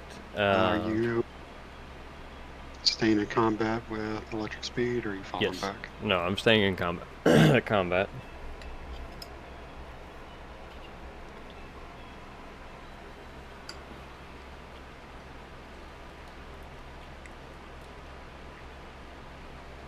Okay. Now onto my favorite phase of the game. Well, it's my turn at least. So, first things first, we're going to activate the Plasmancer, who's going to try and deal some mortal wounds to your Scout Sentinels. Got it. Let me go see. It doesn't matter which Plasmancer it is, because it's just living lightning. Roll 4d4. Alright. 4d6 rather, and hope for 4s. That is 2 mortals.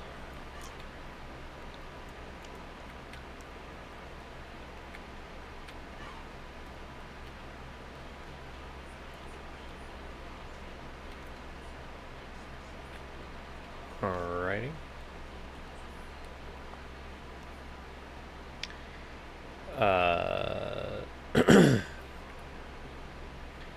See, the Overlord just has a melee weapon.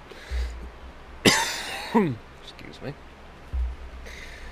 So we'll go with the hidden marks.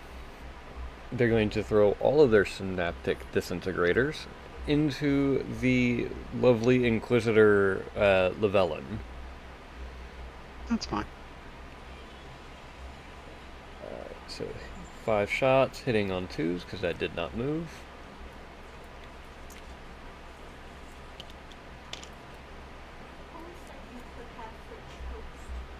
Alright, strength 5 to T4 or 3? 3. T3, threes.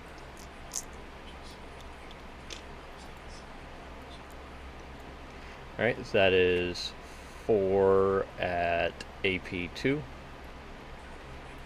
Down. AP2. Yep. Down to AP1 because of cover. Yep. So it would be 4s because of take cover. Yep. She makes all of them. Damn. I forgot they were snipers when I brought her out. Yes. Like, if I would have remembered that, she would have been over here where you couldn't see her. Yeah. But it's okay. I also forgot to shoot with her. You did.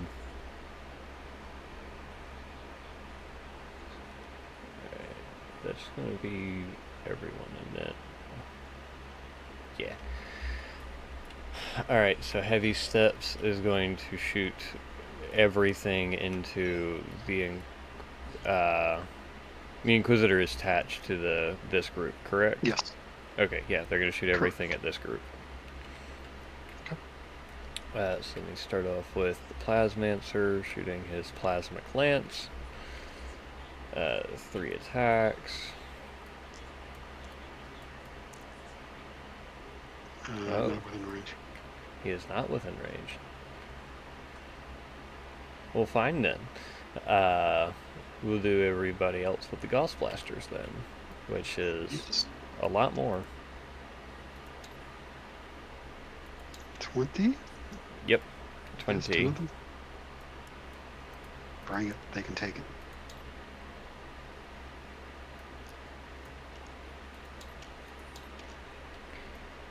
Alright, 20 hitting on 3s. Alright, and give me a second because of Harbinger of Destruction.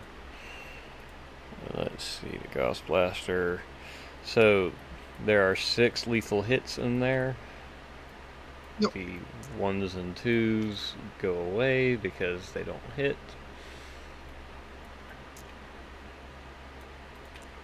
And now the rest of these are having to wound.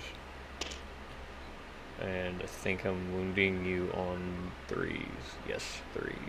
Yep. Alright. So that is...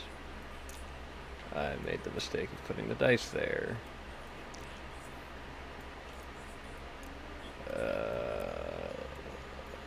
12 saves. At AP1... Yes. Yeah, AP1 down to AP0, and then down to 3 up because of take cover. Alright, 2 go through. Yep.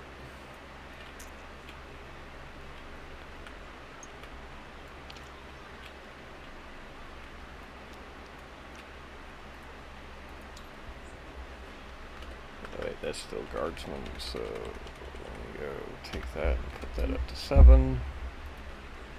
Alright. Fast metal will be shooting them as well, but we'll be split firing. Fast metal is going to throw 3 of them are going into the highborn squad, 3 of them are going into the boyos here.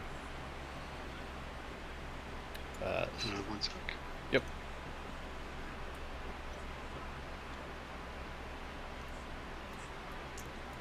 Making sure you're removing the right stuff and putting them where they're supposed to go. Yeah. I gotcha. Alright, go right ahead. Alright. Wow, okay. Not quite what I wanted to see from you all, but we'll take it as it comes. Alright, so that is 3 against your Kriegers. They go down to a 3-up armor save because I can't do anything. 2 die. Yep.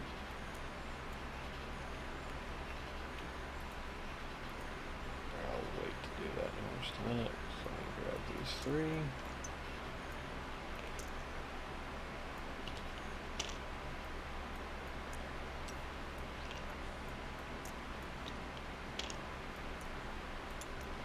Alright.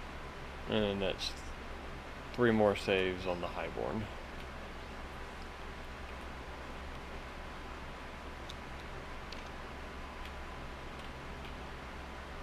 Of which 2 go through.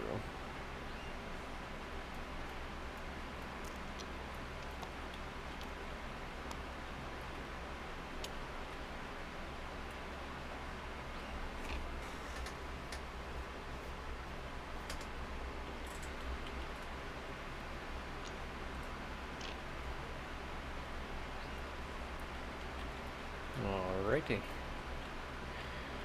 So that was, what, a total of 4 guardsmen from them? Yes.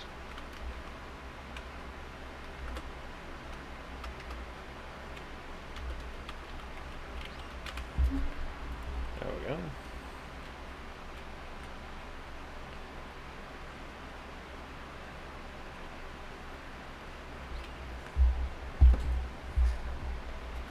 Alright. Floating Death will fire into the Scout Sentinels. You cannot. I can't. Oh no, I cannot, because I cannot shoot pistols. That's why I was asking if you were going to fall. That's what I was asking if you wanted to fall back with electric speed. Ooh. Because these guys aren't vehicles, so if they don't have big guns, never tire. No, they are not. Damn it. Like, knowing that, would you have pulled electric speed back? Because I don't mind if you do. Yes, I would have pulled them back. They can't shoot. They have fly, so you don't have to worry about anything. Yeah. That's fine.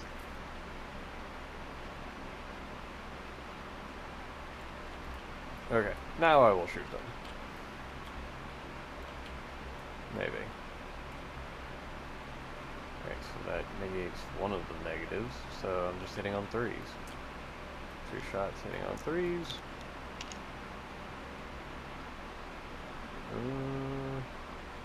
I'll CP reroll that one. That's 2 hits. Wounding on 3s. And let me go look at their specialty keywords. They can reroll against vehicles. Or reroll ones against vehicles. Yeah, monsters or vehicles. Yeah. Alright.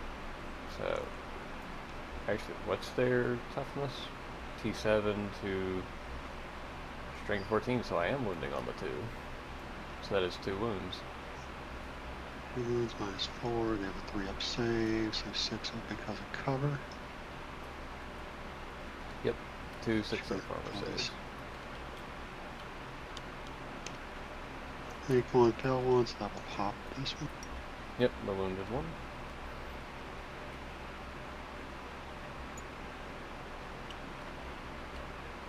Alright. Fast Metal will also, because I forgot to do his thing, I will do his thing now. Evasion Ingrams can make another 6-inch movement.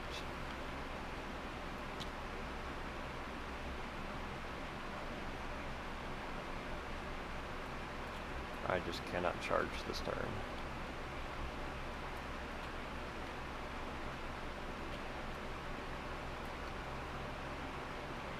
Alright, now we're going to do the warriors, all firing, both units warriors are going to fire into the Flame of Perdition.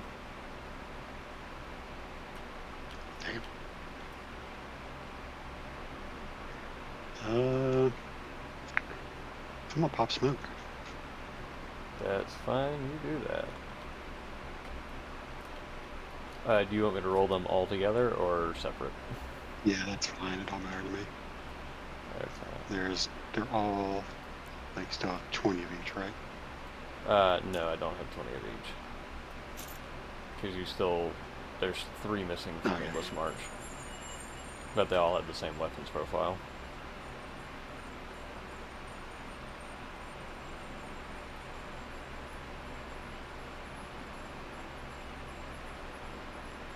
And 2 of these are in rapid fire. Yes. Alright, so that is 20. So it'd be 39 total because 2 are in rapid fire.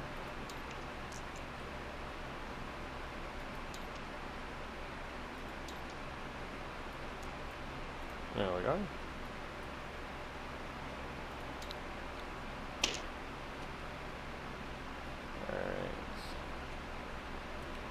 Hitting all 5s, but 6s are lethals.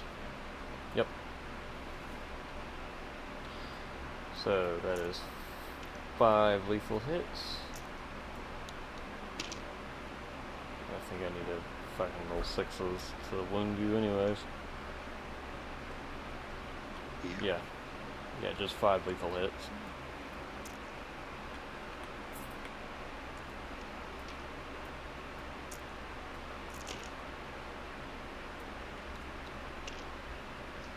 One goes through. Yeah. That 2-up armor save is a hard nut to fucking crack.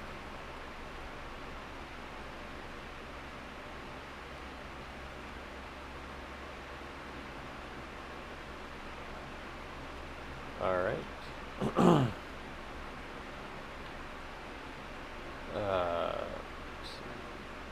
I don't have to do anything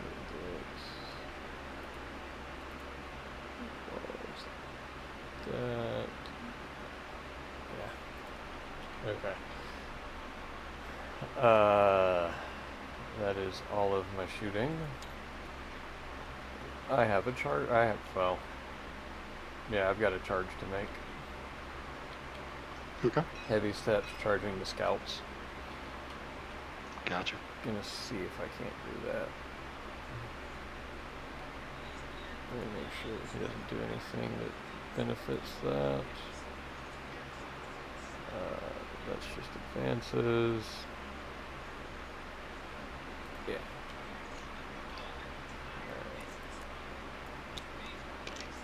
And they don't. That's fine. They needed a 12 to do it. Gotcha. Okay. That's it. Alright. Start of the battle round. Everything in the center here needs to make leadership tests. So let's start off with those boys. Those guys fail. 6. And those guys fail. So I had 2 that failed.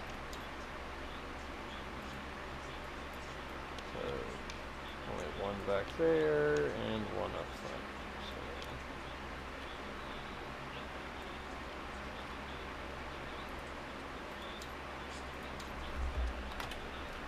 So. Okay. Yes, in command phase for scoring. Okay. Yeah. let's see. So command phase stuff. Cassius will put the 4-up invulnerable save on Light of Salvation. Mm-hmm. Do some orders.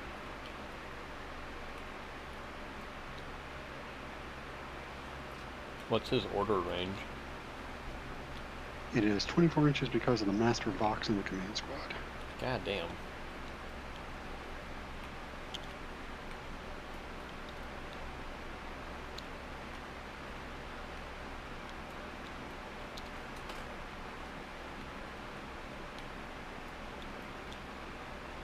Alright, so the Highborn are going to take cover again. Yep. Oh boy. Let's see. Sausage.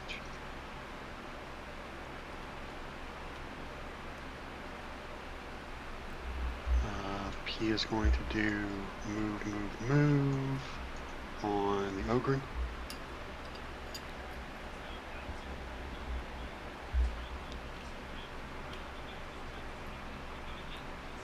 Gotcha.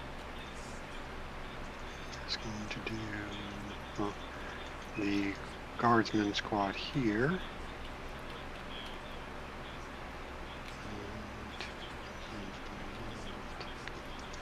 Make use of that.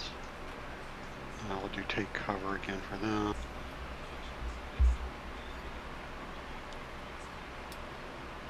So that's 2 out of. So he's got 2 more.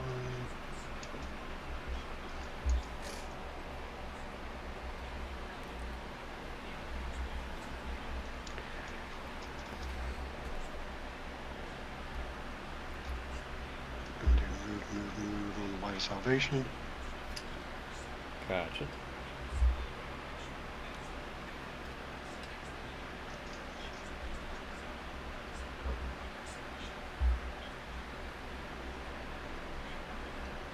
They are out of range.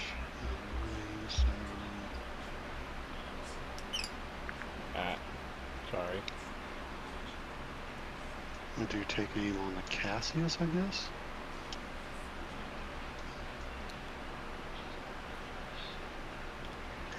No, Smart Man would have did order of operations differently. But I am not a smart man.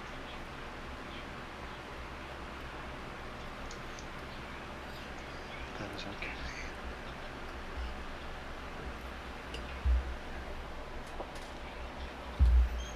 Alright, that's all 5. And do I need to do anything else? Nope, don't need to do any battle shock.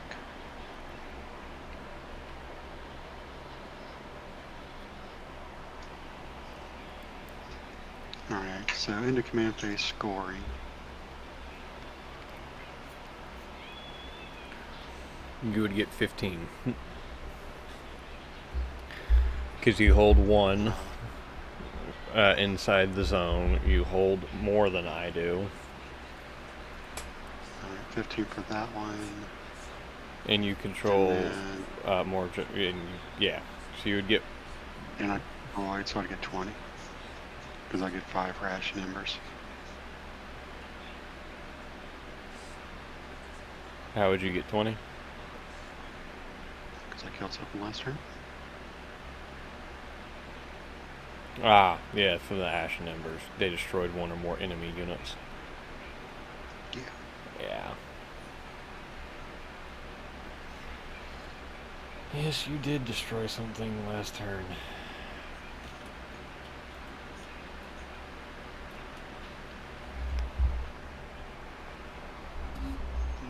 Phase.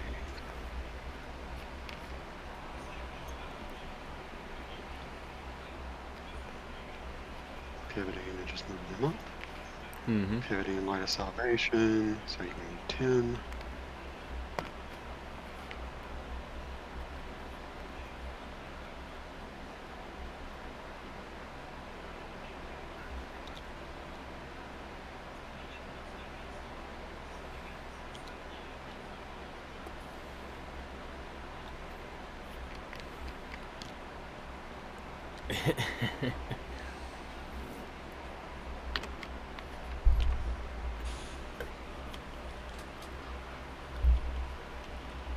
Hold on.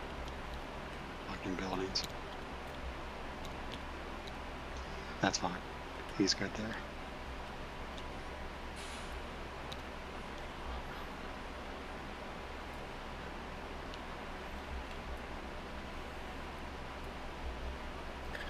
Well, it's the sponsons on the building. I can't come in over here yet. I gotta get to turn 3 to do that. Gotcha.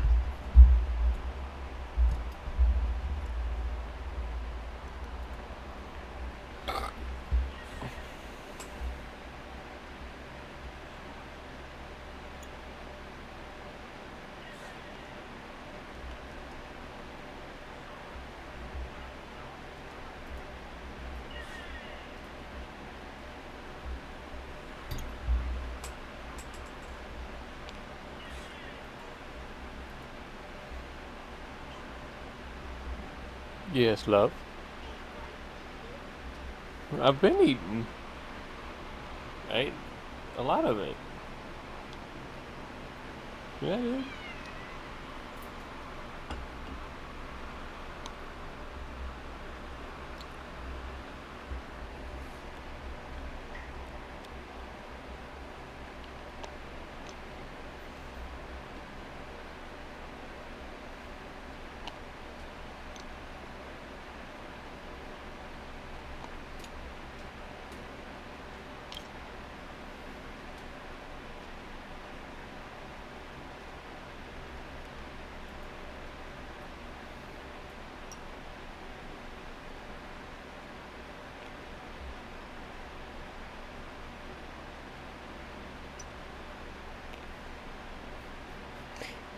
What are you trying to... Why are you measuring constantly to him?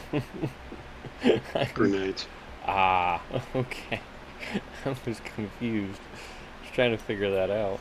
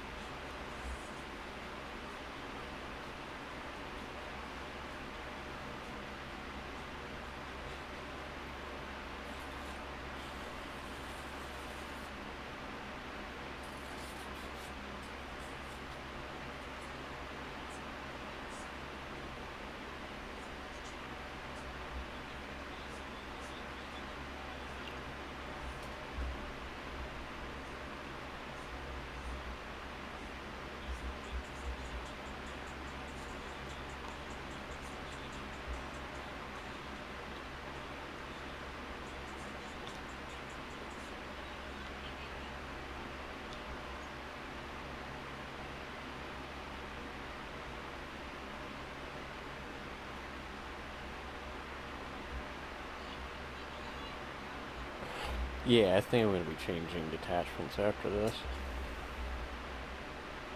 Yeah, like, I think hypercrit is fun, but it's really a monolith to really make use of it, I think.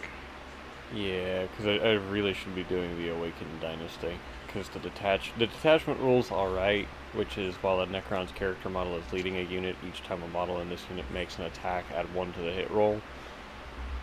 That's okay. But what it really needs to... But the stratagems that they get is the big thing. And since we're doing that... I'm not sure where I'm bringing them out yet. Alright. Because 9 inches puts me back here. Yeah. You can't see anything. So, where do these guys need to go?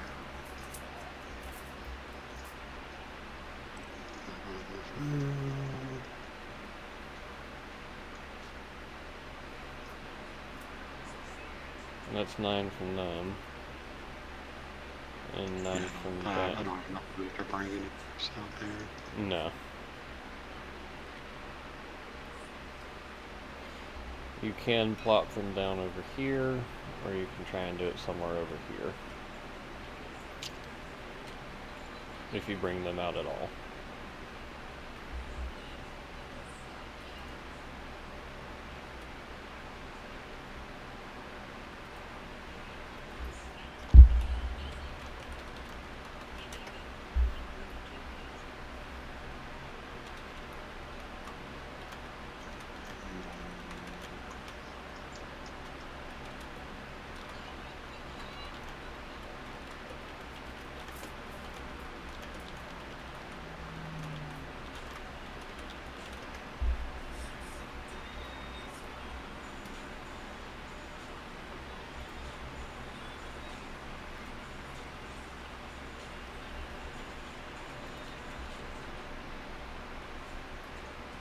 We're not going to bring them out.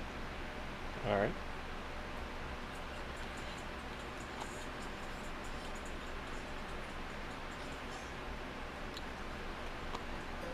Oh no.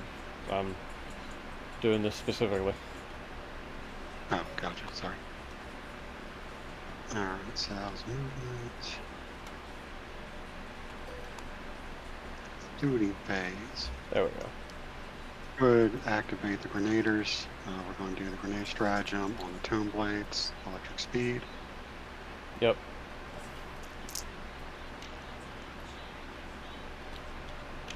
That is 4 mortal wounds.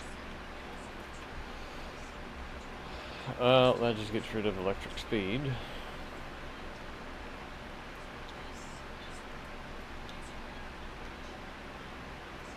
And then we're going to put all their shots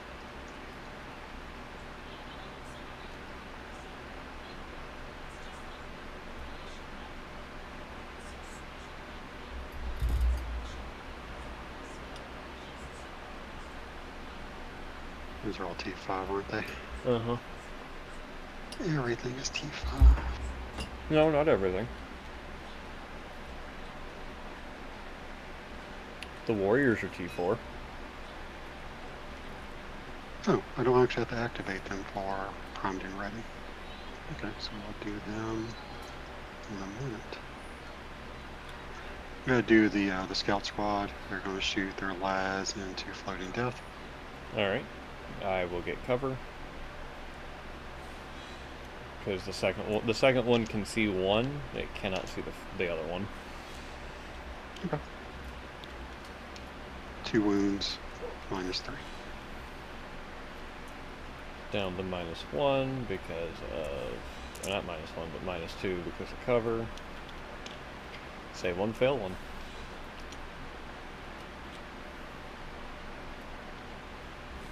This is gonna be a fucking rinse and repeat of last game with them. Maybe.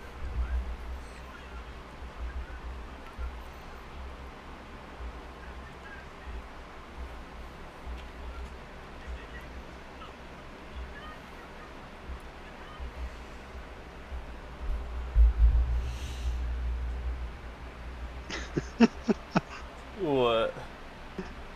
I forgot about the halflings again. Listen, they're sitting there, they are spotting targets and just going, they're over there, they're over there, they're over there. And, you know, they're just doing what they do best of being small and unnoticeable.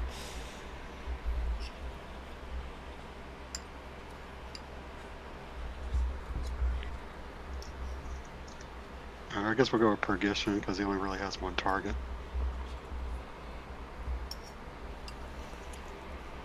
Which is the heavy steps. Yep. Big Flamer. 8 hits. Do I want more? Like off your plate? Yeah, you can toss it in here real quick. Let me just finish That's 4 at no save. Oh, Actually, no. 6 shit. up. These Yeah, guys get a 6 up. save. Sorry. Yeah, those guys aren't warriors.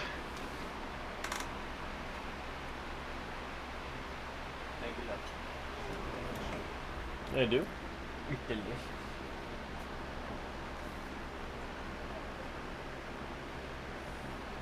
It is delicious.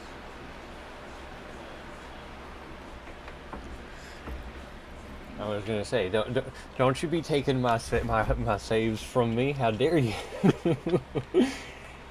You said how many? 4. 4.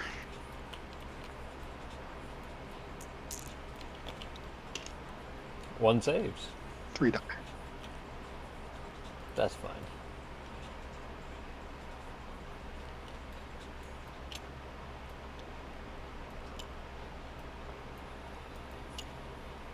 Regular flamer. 2.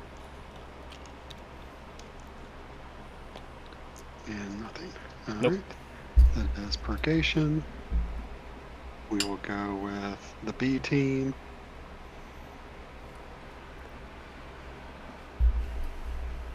They're going to be shooting everything into heavy steps. Okay.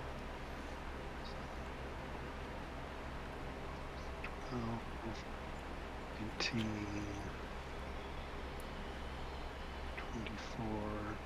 24, 30 shots.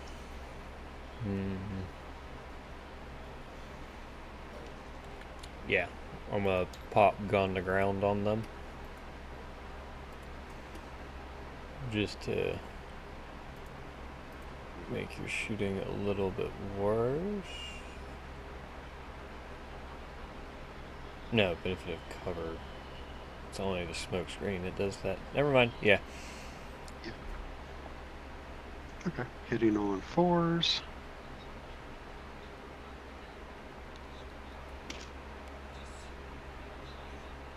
And then wounding on 4s. That is 8 at -2 because you're the closest target.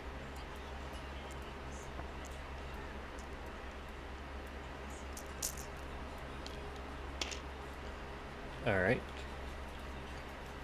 -2 takes me to a 5 up, down to a 4 up because of cover.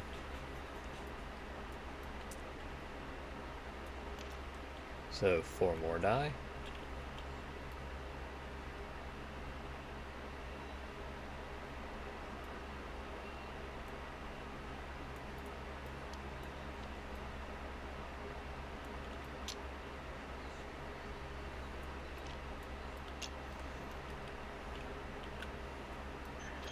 All right, we'll move onward to, I guess, the Light of Salvation. Yep. Enhanced Volcano Cannon into Fast Metal. Alright.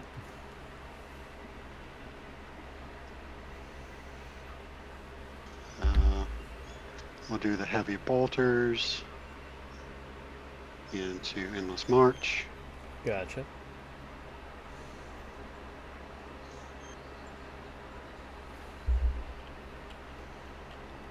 Why not? We'll put the 4 last cannons into Heavy Steps. Wow. You really want to get rid of them, don't you? Well, 2 of my agendas are based off killing that Overlord.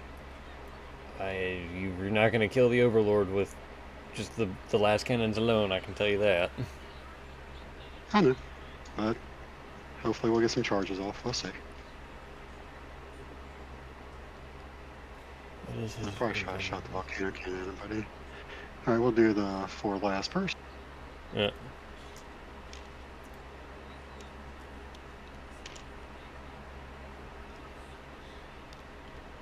That is 1 wound at -3.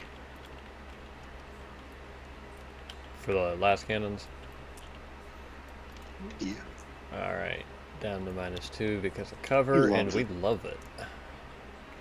The Necron warrior that took it just looks at the fucking giant Bane blade, flicks it off, and then goes back to looking at the Ogrins.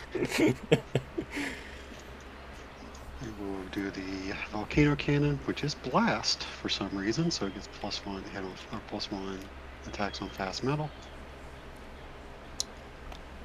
which is 2, 3, 4, 5 total.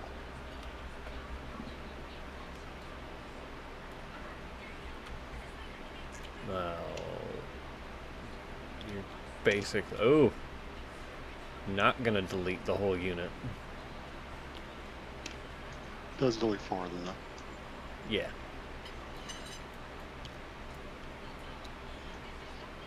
Do they still have the thing where they can get an invulnerable save? Wasn't that a thing in 1 edition? I know they don't have an invulnerable save right now. They might have had one at one point. But the heavy bolters into Endless March, I will take a cover save from that, or a cover bonus from that. That is 5 times 3. 15.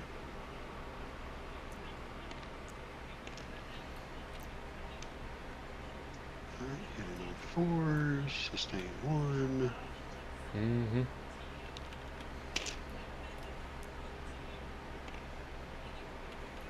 And then 3 is rerolling because twin loot. Yep. Not that it mattered.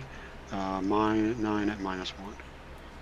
Down to -0 because of cover. I mean, still a 4-0 fucking save, but still. So that is 6 dead.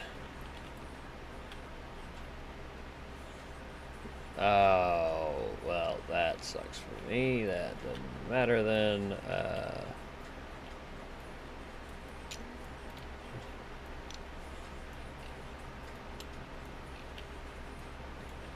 Alright, Flame of Perdition. We're going to put everything into Endless Step, or Endless March. Yep. We're just going to go ahead and leave those 6 right there in case if I got to pull everybody.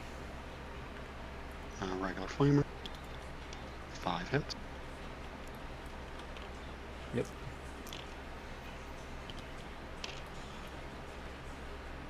Two at no AP. Oh, sorry, -1. It's a heavy Flamer.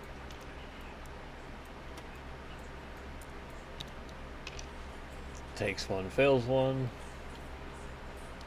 And then the Inferno Cannon. Yeah. Or whatever it's called. The 7. No, it's an Inferno Cannon.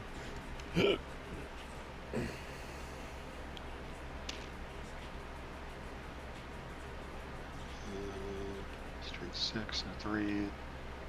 Okay. That is 6 at -3.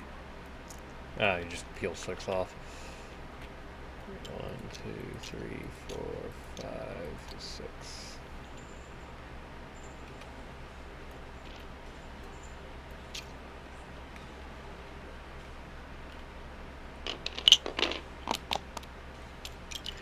Alright.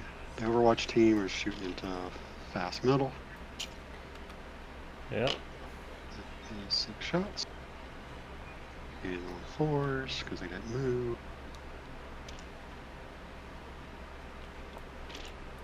And this is strength 9 to T. T6. 5, 3. Oh, T5. Never mind. You have 2 more at -1. 2 more at -1, so that is a 5-up armor save. Makes 1, fails 1. 3 damage. Plink.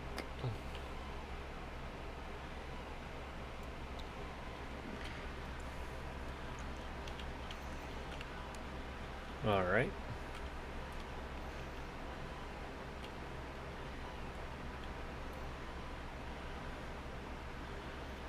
Say I'm just outside of range for your flamers with fucking floating death.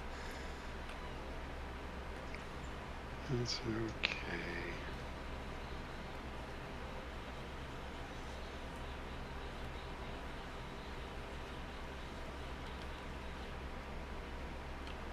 We just got 3 of them into The guys, Shimmering Haze.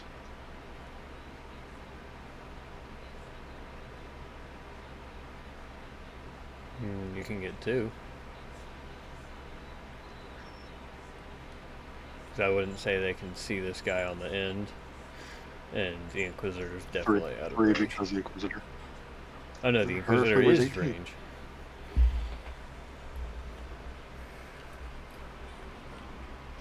She might be shooting these guys.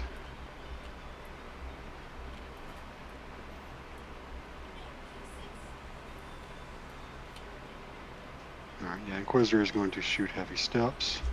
Alright. And then these heavy flamers are going to shoot Shimmering Haze. Yep.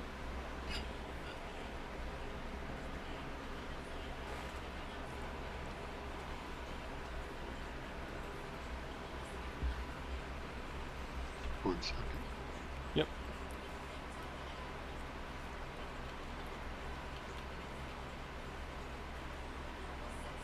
Okay, so that's just a mistake on my part. The heavy flamer in the platoon squad is supposed to be strength 5. Okay. Here, I'll fix that for you real quick. Thank you. There you go.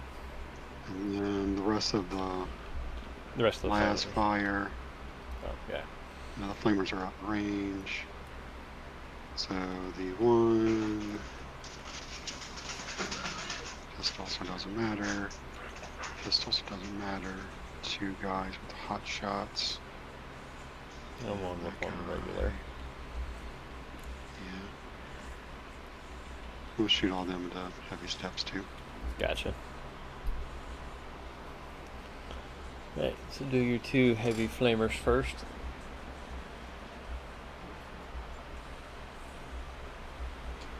Oh. That's 8. Alright.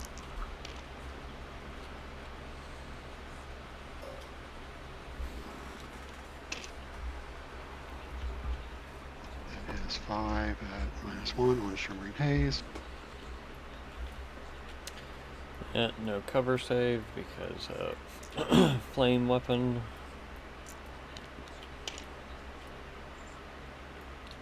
Three fail. And I got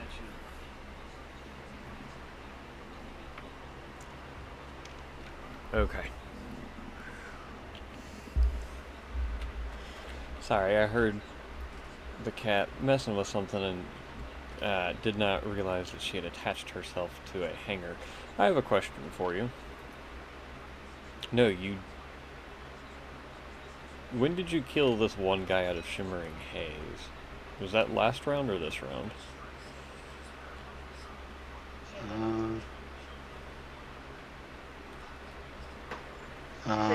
I don't think I killed it. This first time I'm targeting Shimmering Haze. Okay, I was missing one from... oh, no, never mind. You know what? I know exactly what that's from. Don't worry about it. Oh, that was from the mortal wounds for the fissure. Yep. Because I keep forgetting the 2 hotshot blasts. Yep. Nope. Regular blast. Nope. And then the Inquisitor with her 2d6 Psychic Shockwave. Yep. There's 8.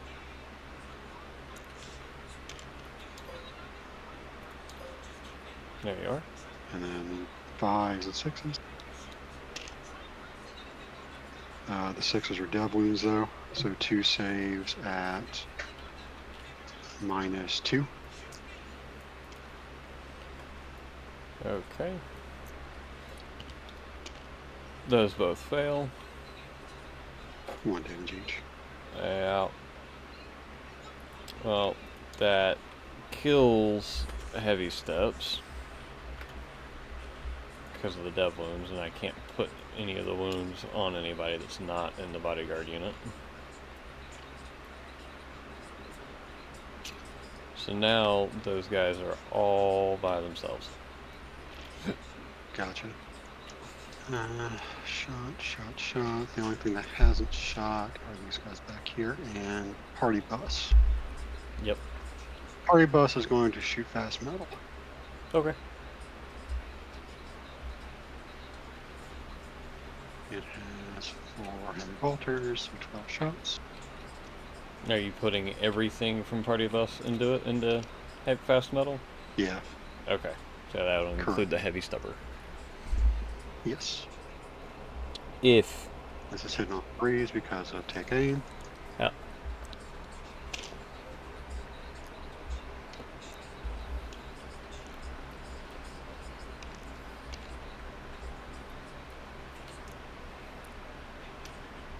And then 4s.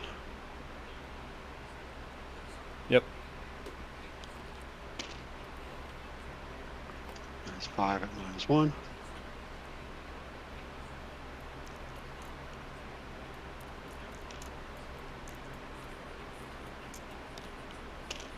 He's dead.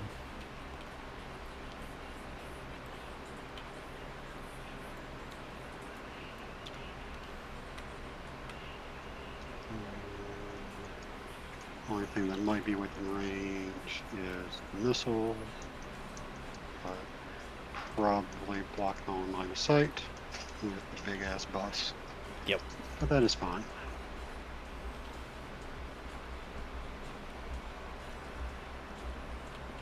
We'll shoot the Overlord. You can't do that. He is by himself with a crack missile. Alright. And 1 shot hitting on 4s. Hits. Does not wound. Not a wound. Probably need a 3 to wound. T5 to... Yeah, you would need a 3 to wound.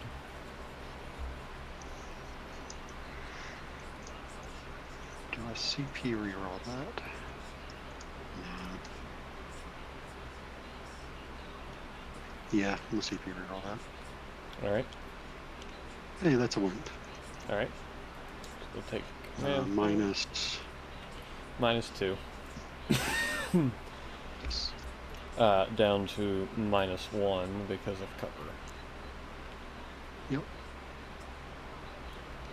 So let me figure out what his save is. That's a 3-up on your save. I'm going to CP reroll that. Do you have CP? I did. I had a singular command point. Gotcha. Alrighty. That is all the shooting? Yes. We do have some charges. Yes. Ogren is charging the Overlord. Yep.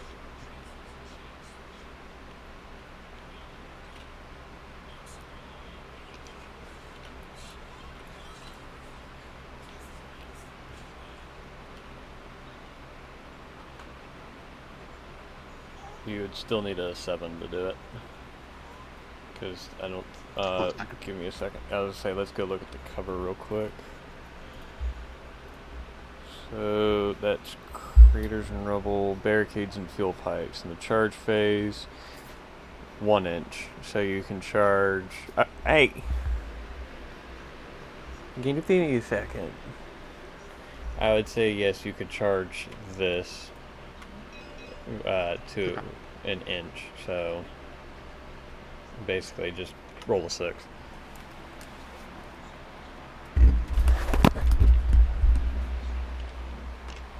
Got a 12.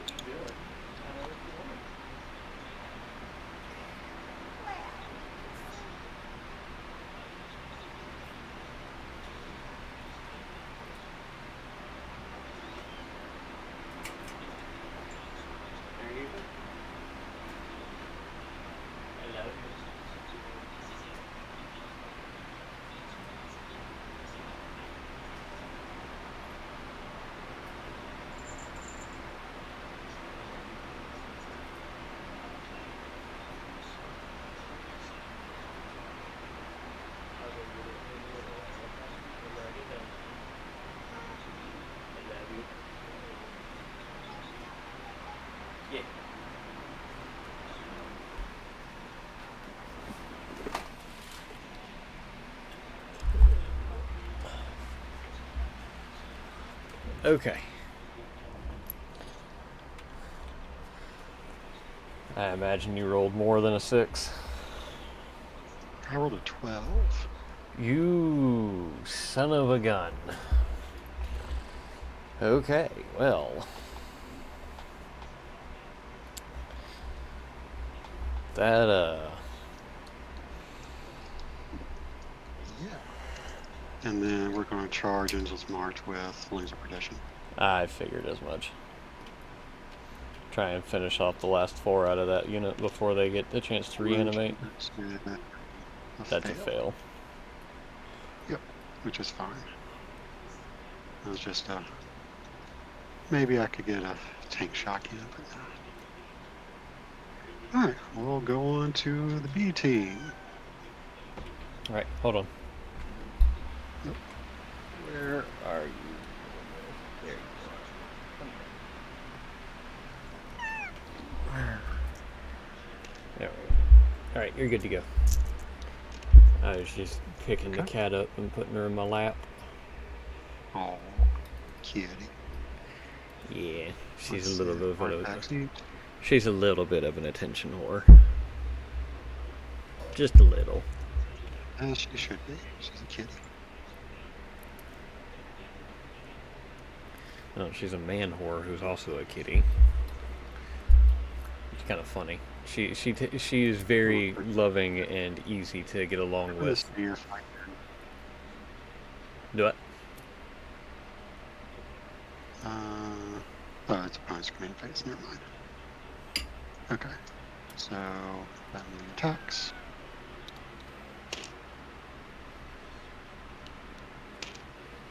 Excuse me. Nope.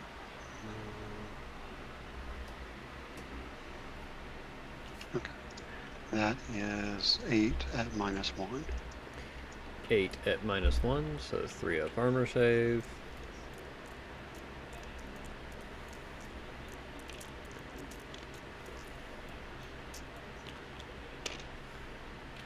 Alright. 2 fail. 1 damage each.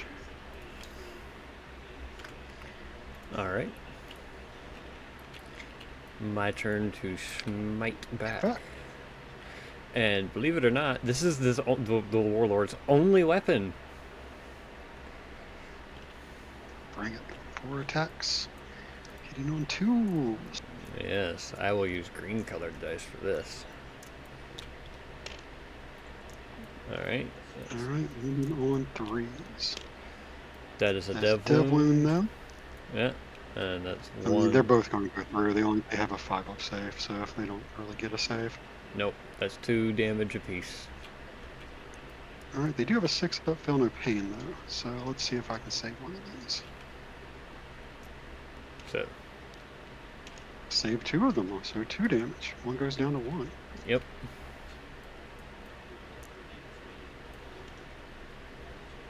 Alright.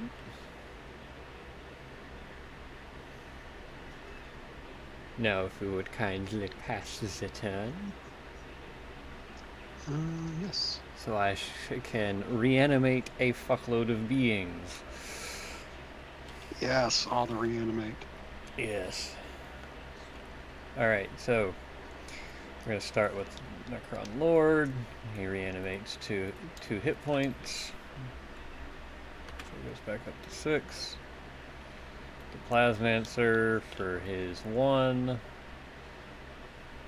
Alright. Floating Death regens the 1 that comes back at 2 hit points.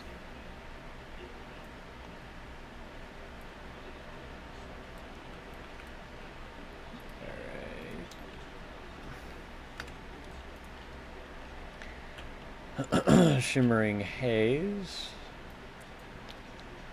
will regen the 3 that you killed.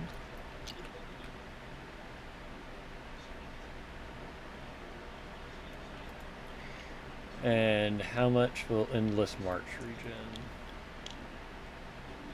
Yeah, we'll accept 3. 3 come back.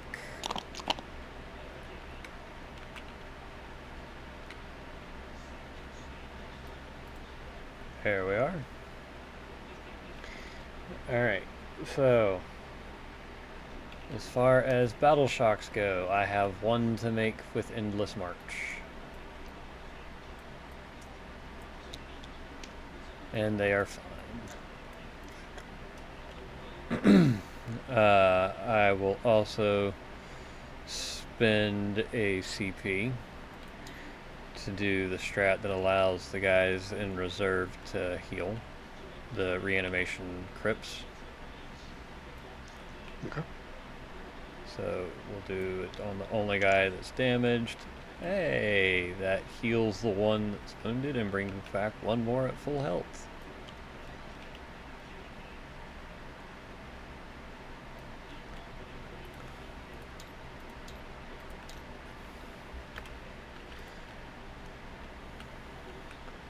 Alrighty.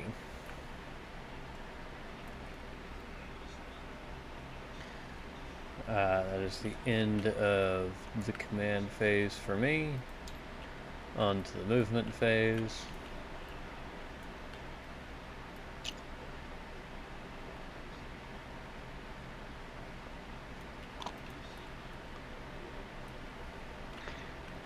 Alright, I'm going to overwatch them. Yep. With Flames of Perdition. Yep. I would say you're well within range to do it. Heavy Flamer with 6 hits.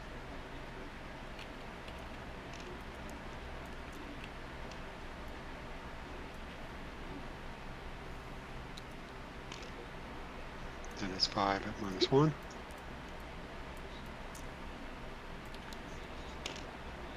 The three that were just brought back immediately fall back down. And then 7 from the Inferno Camp.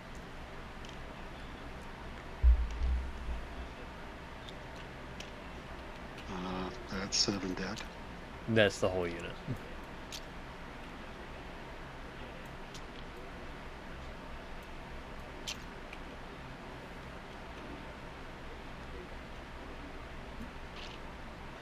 Alrighty.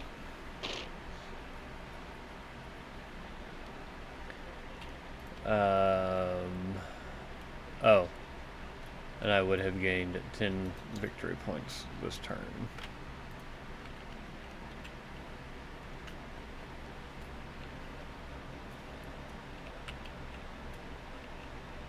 Alright. What are you trying to do, Cat? No. No. You can't do that. There's not enough space for you.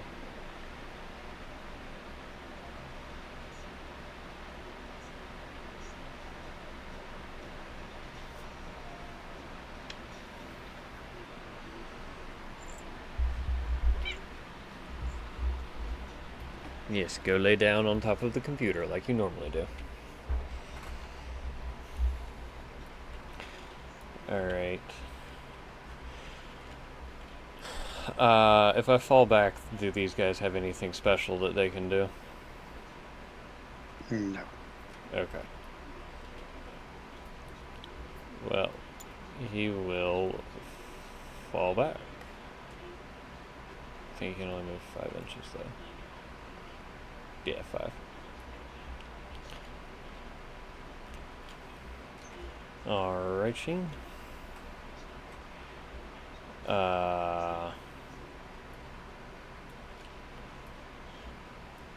That was the front line of that, so...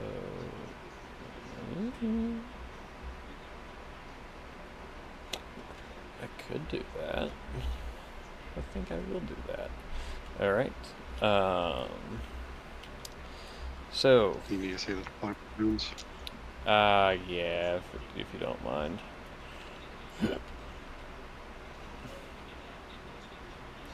Okay, that helps immensely because that now tells me.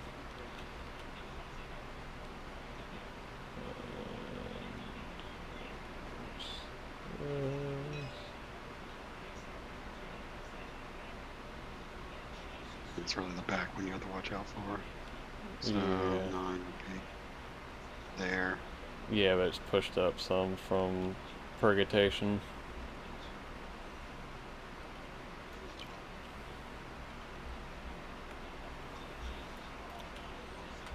Let me see if I can.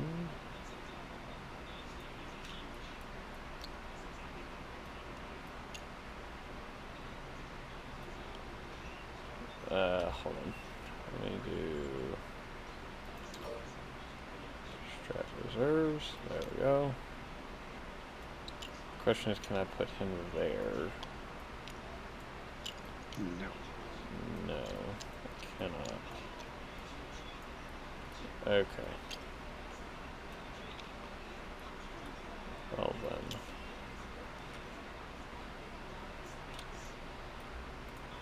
I guess I have no option but to return the favor.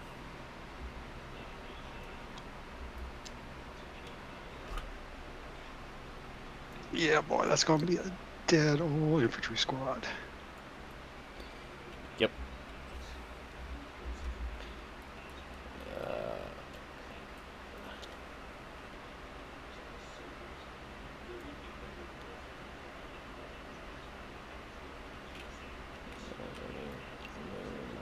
These guys down.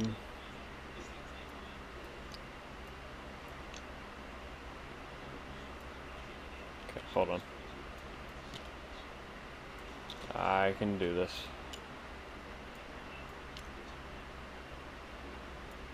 There we go. And let me grab your rulers, tension. Can you measure to this guy?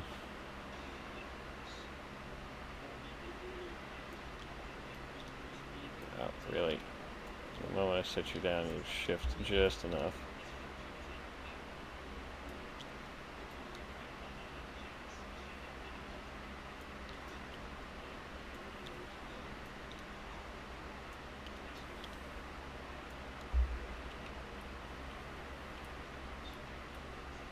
Oh. End of your ow. You know what? I'm gonna leave it because I should have been smart enough to do that on my own the first go round. Oh. Can I deploy? Oh no, 6 inches. 6 inches. Not 9 inches. Okay. Let me get these guys. Oh, I'm just trying to see if I can get here with him in the way.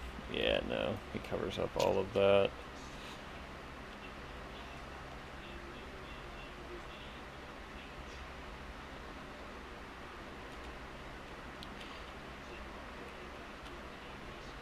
Okay, I'm gonna have to leave them behind.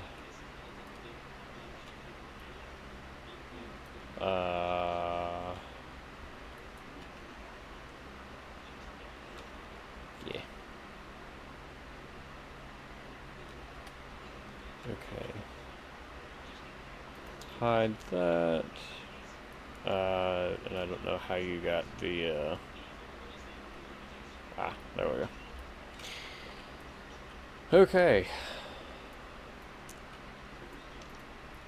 So. Oh wait, I will have spent that CP for free because of my will be done.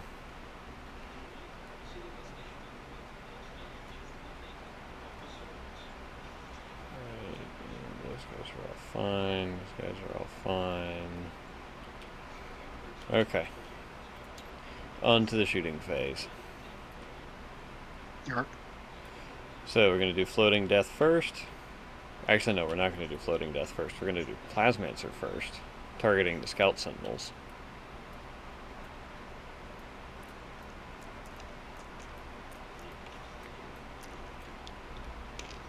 For 1 mortal wound.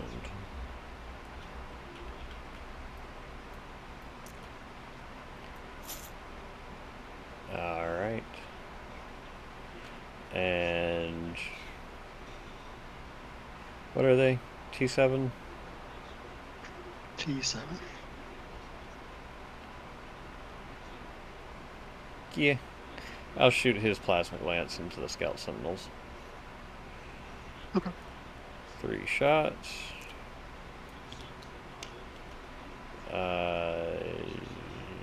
Let's just go 4. Okay. I didn't know if the 3 made it or not. Alright, need a 4. Hey! The 4 wounds. Minus AP 3, 3. so 5 up save because of cover. Yep. Nope, goes through. 2 damage. 2 damage.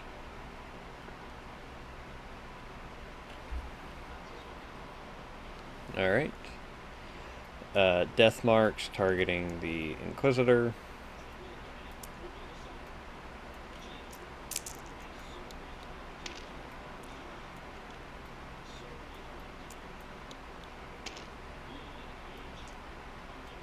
Three at AP 2. So I don't think. Yeah, she's gonna die. Yeah, because that's 2 damage. Yep.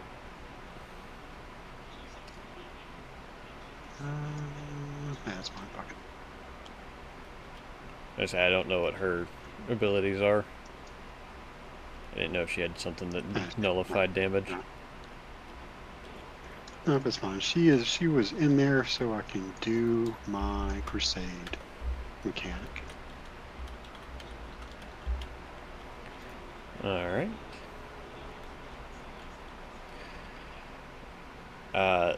Thunderous fire.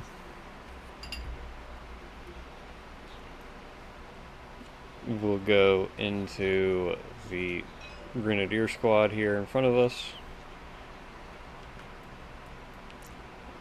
Which is just a lot of shots. Yep. 12 each, so 36.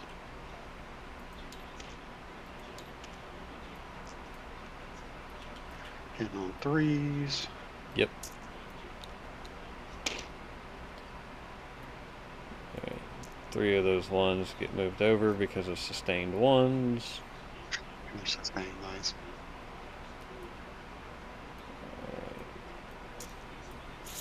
And then 1 on 2s. Yep. And re-rolling those. 22 saves at AP 1, down to AP 0 because of cover. Alright. They have a 4 up save base. They have a 3 up save. I want to say they have a 5 up save base. Or some of them do. Is that right? I know. Let's see. See, this is the weird thing, because your command squad and your platoon back here has a 5 up save, but these guys have a 4 up. But some of them have a 5 up, like the heavy flamer has a 5 up. Well, platoon squad does have a 5 up. That is weird, but okay. And then the regular corps.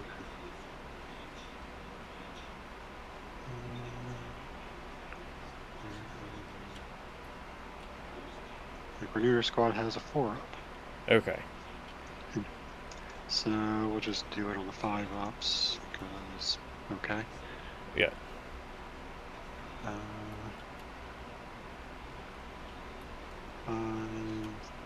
So go to 4 because of take cover. Yes.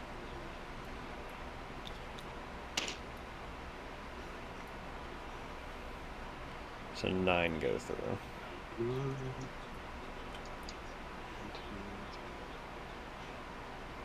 They're not all dead. How many are left? 1, 2, 3, 4, 5, 6.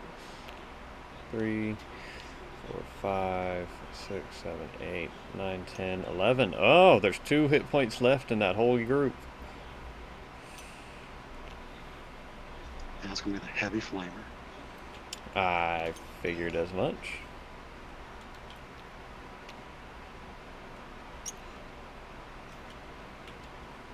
It's okay, they did their job.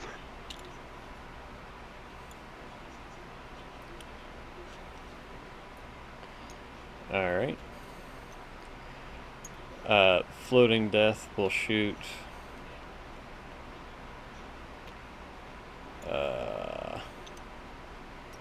You get cover either way.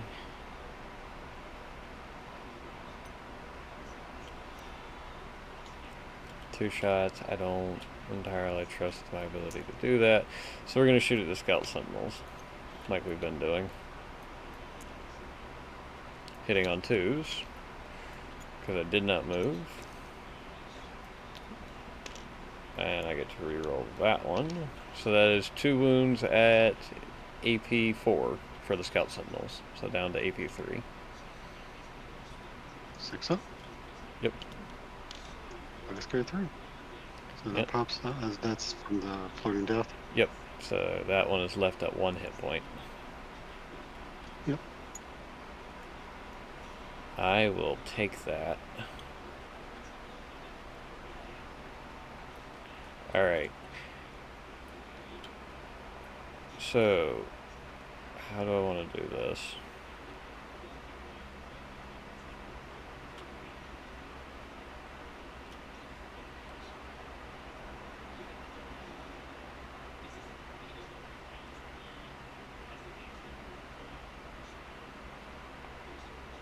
They have obscuring because they're on the other side of the ruins. Are they touching the... They're not touching the ruins. You're not. Okay, never mind. Okay. That kind of makes things simpler. Fuck it. They're gonna throw the fucking Shimmering Haze is gonna throw everything into the Light of Salvation. Bring it.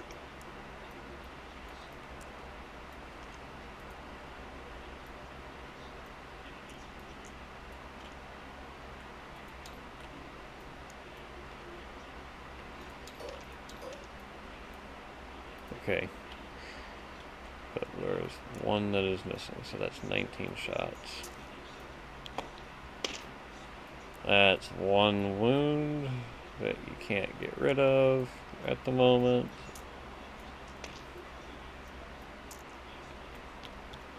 Hey, 2 wounds. Nice. Hey, one goes through. We actually managed to scratch the paint.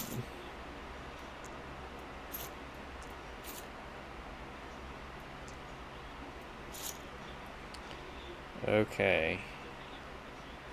That is all of my shooting currently. I have a charge to make. Tiring Onslaught is charging your Ogrins. Okay.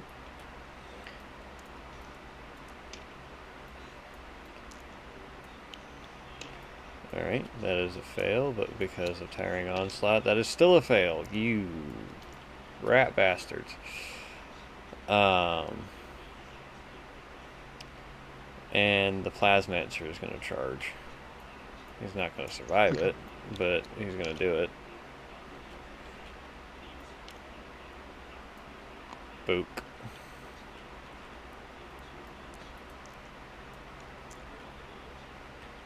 Alright.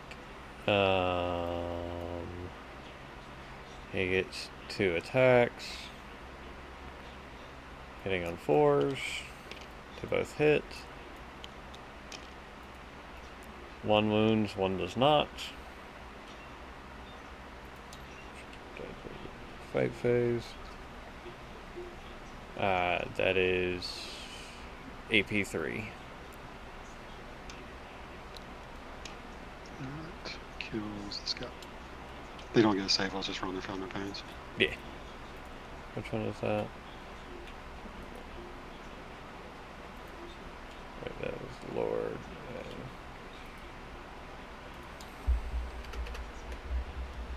They'll do their fight back. It's 5 of them. 5 times 4 is 20. Mm-hmm.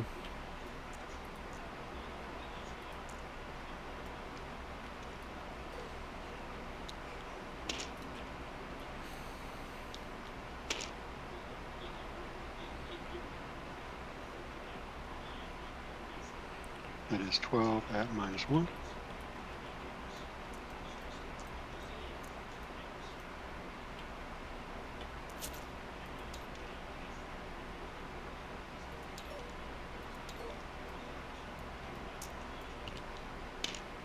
He's dead.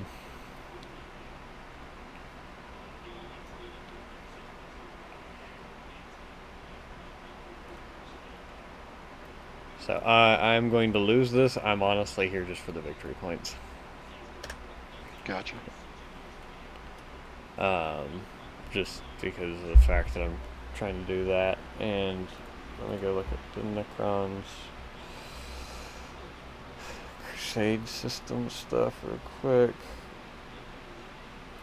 Yeah, I'm not going to get either stratagem to proc off either. What do you need for them? So one of them is I need to have 3 units in your deployment zone, and the other one, and that's at the end of the battle. The other one is I need to kill units with my warlord. Gotcha. So neither of those is going to happen this game. I mean, I could get the backfield one, just by putting 3 units into it and deploying back there. But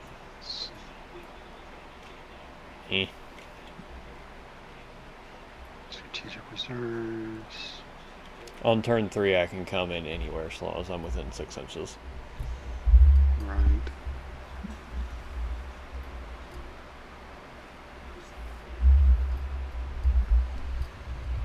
Okay. I mean, you can do that one. I could. Yeah. Well, it's just a thing of I can't realistically do.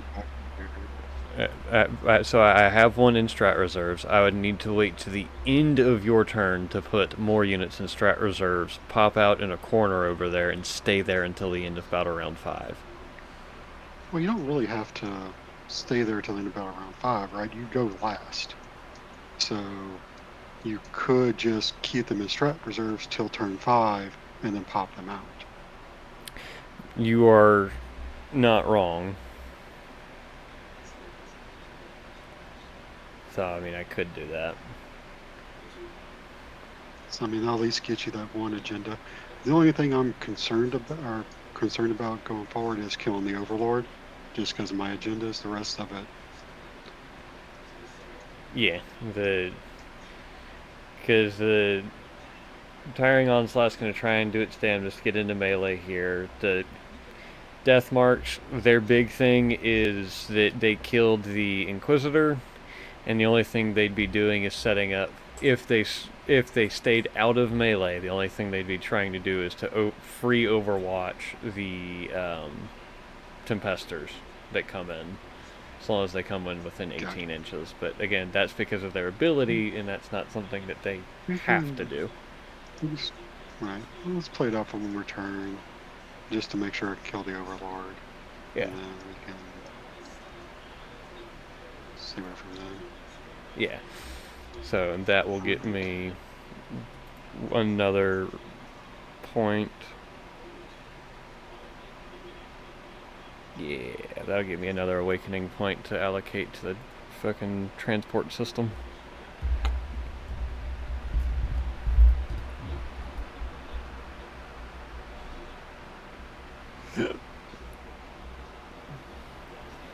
Gotcha. Yeah, when it comes to agendas, I generally like to work with the other player, just so they get something. But I won't kill Shimmering Haze so you can drag them off, because I need your back objective anyway. Yeah, I know you need my back objective. So the big thing that makes this game now something that is relatively unwinnable is the fact that my only reliable AT is Floating Death, and there's 2 of them. And they just, even if they were to kill the Scout Sentinel next turn, that requires both of them to shoot at it. Then I'd have to do either Purgatation or Perdiation or Perdition, because one of those 2 is coming. That's not counting the fact that I can spend 2 CP to bring them back. Yeah, well, I'm talking about the fact that if you didn't do that. I gotcha. Because in order to do anything, Light of Salvation and Party Bus, they can't kill outright. They can kill Purgation and Perdition outright, just the two of them. If you bring the Scout Sentinels back, they're going to be locked in combat with the Scout Sentinels till the end of the game, regardless, because las cannons. Unless you were actually able to outshoot them, so. Light of Salvation can probably delete both of those 2 units on my shooting phase. Depends on where he moves. Because right now the Floating Death is obscured from the Light of Salvation. He most definitely can delete Thunderous Fire. I'm not going to argue that one, but Floating Death is a thing of they're behind. They are obscured. If he moves forward where he needs to be, and Perdiation moves around, then yeah, he could get where he could see both of them. Pass turn. Oh, sorry. Alright. Alright, command phase stuff. Hold on.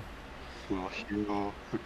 So, first things first, we do the mission open fissure thing. So, Shimmering Haze, Party Bus, all these guys here, as well as Salvation and Perdition. Because lane 2 just opened. Alright. Highborn are fine. Party Bot. Got a 6. And a 7. So he takes D3. Takes 3 mortal wounds. There he goes. Casa is fine. Salvation is not fine. He is not. Also takes 3. Goddamn. And then Flame of Perdition is fine. Yep.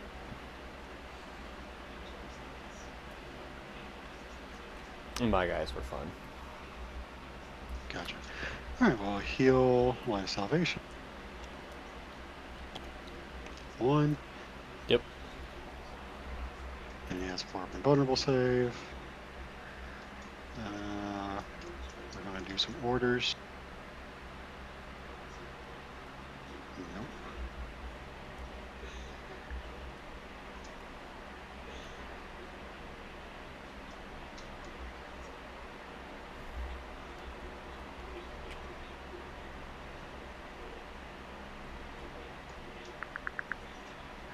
All right.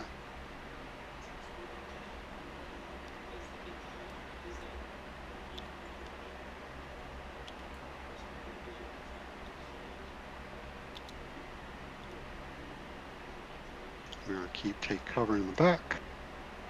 Yep.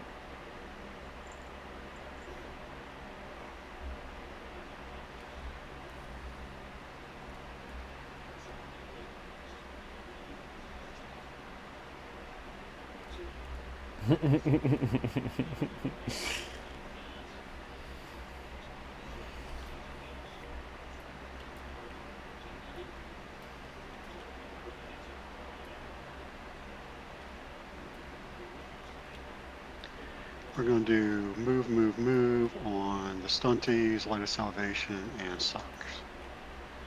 No.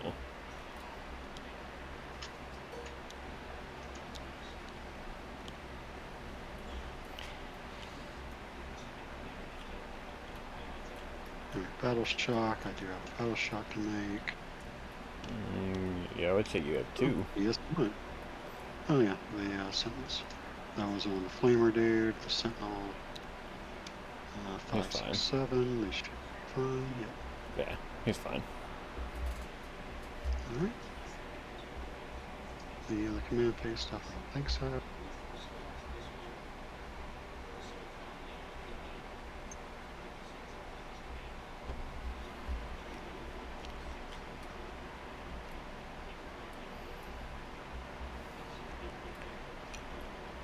These 2 Kriegers.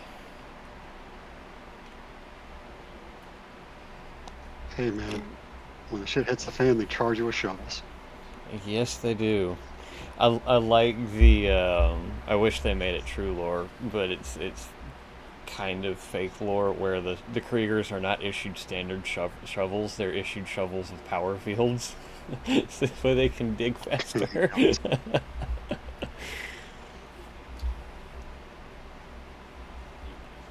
So, but I did a lot better this game than I did last game, at least. I feel like I did better.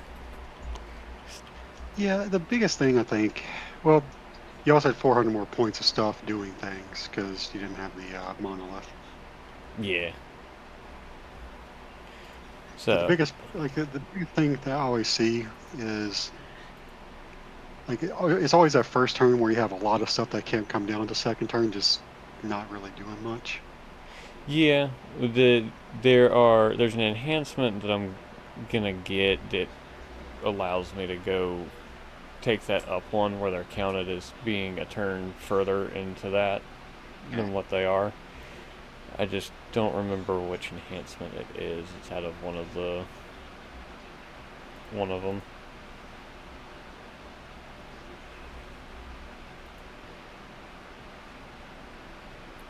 Because it's Hypercrypt Legion is all about from having played it, it's all about trying to hide for that first turn.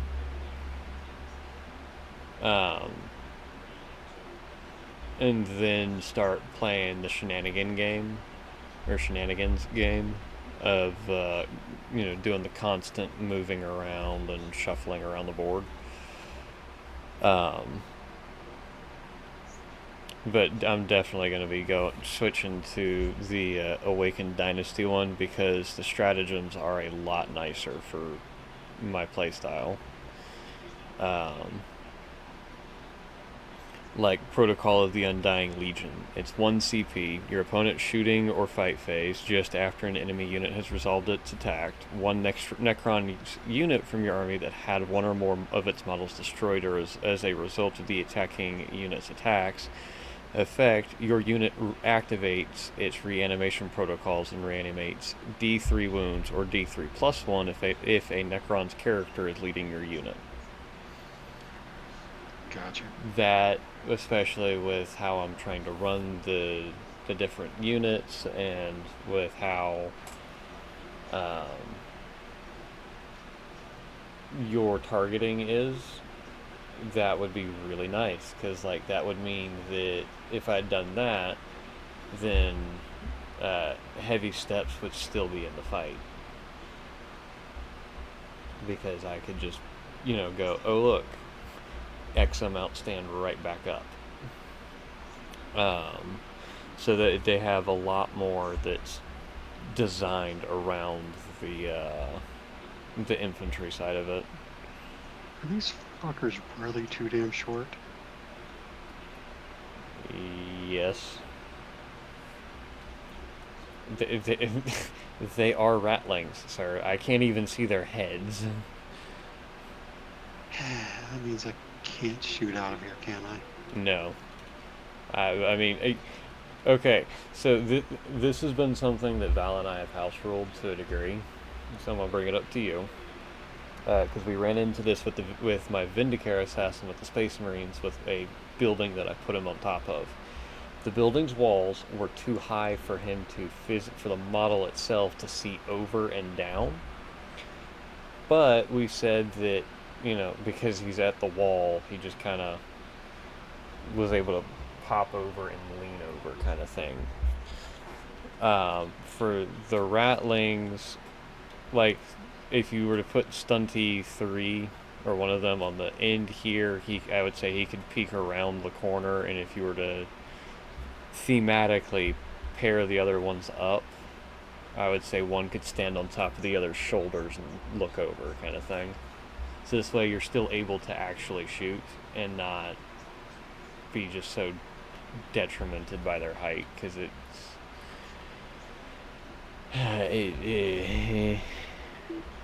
It's fine. I was gonna do some pop shots at the Overlord, but nah. Because, like, down there, I can see the tops of their fucking heads. So they would very much be able just to stand on their tippy toes and, rest the rifle on the lip of the window and shoot through the window kind of thing.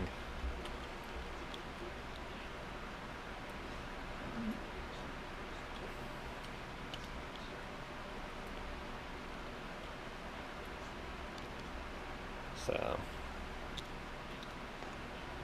I'm also probably gonna be getting rid of this Overlord.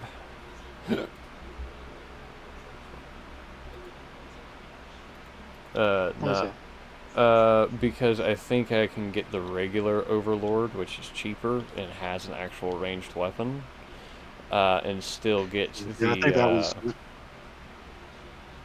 do it. Can you put the Overlord like with the jump pack guys or no? No. No, because of the mountains. Yeah. So the regular Because Overlord. he looks like he wants to be in a like melee unit. But do you So really have any melee units he can go in? no. So the really shitty fucking thing they did with Necrons, in my opinion. The Overlords can go with Immortals, Lich Guard, which is a melee unit, or Necron Warriors. But Lich Guard are fucking expensive. Because, They're like, real good though. let's see, where are the Lich Guard? Yeah, the Lich Guard, if I were to get a unit of, let's see. Oh. I could keep him. Because I could trade out Tiring Onslaught for a group of Lich Guard. And still grab 2 Crypto Thralls to add 2 extra bodies to it.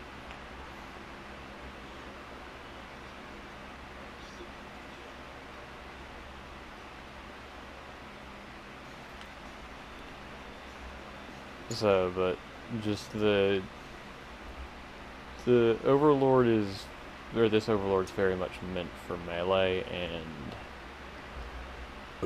the way I'm playing is very ranged based, because I've always had difficulties with trying to get through people's melee abilities, but with Necrons, it's kind of meh, because I can or not I, but like whenever I was fighting Val in 9th edition, it was really hard to get through his Necrons. In melee, at least. It wasn't, dedicated melee troops trying to take on Necrons.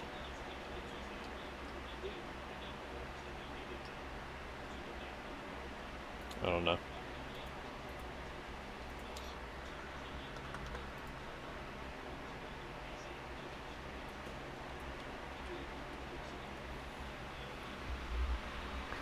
But there's definitely going to be some.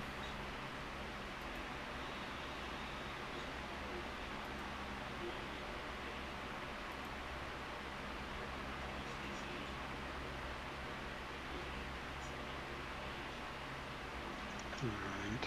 I don't think I'm going to bring the 2 pest stores down yet.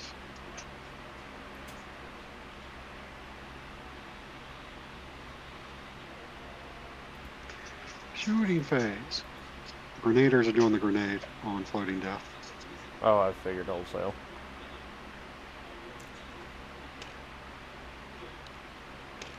Or mortal wounds. Okay, well, then that reduces them down to 1 unit of 2 hit points.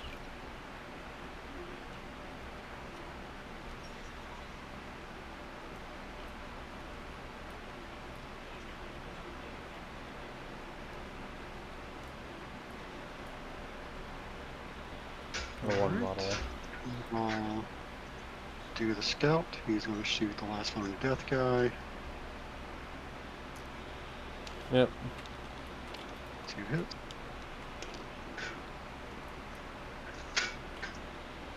Two wounds.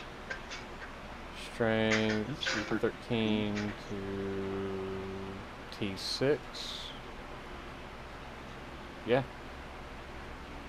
2 wounds. 2 at -3. Down to -2. Saves 1, fails 1. I will go ahead and try and He lives with a CP reroll. Okay.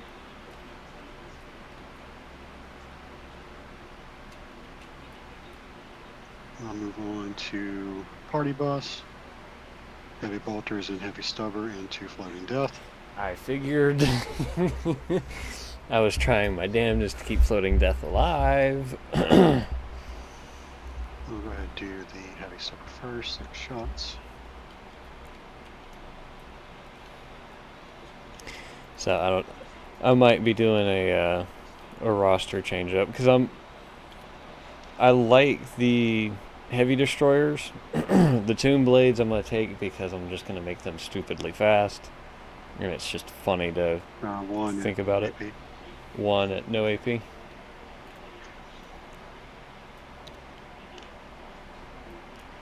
Well, it's down to 1 hit point. And then the 4 Heavy Bolters.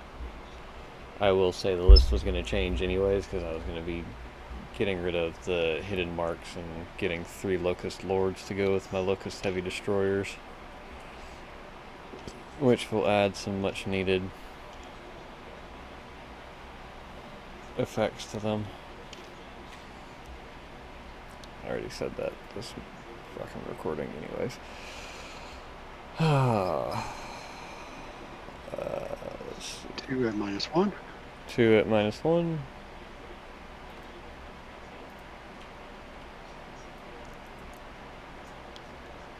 He's dead.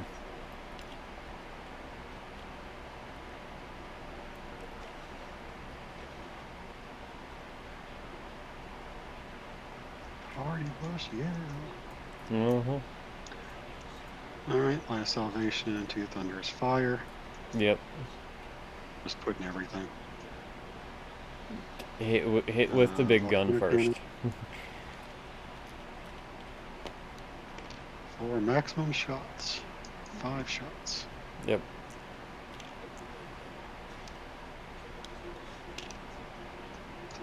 4 hits. 3 wounds. That's the entire -5. unit.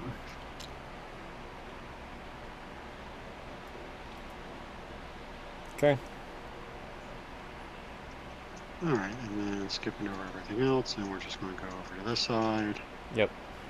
The Ogrins are going to shoot the Overlord. Yep. Let's see, that is 6 shots each. There's 5 of them, 30 shots.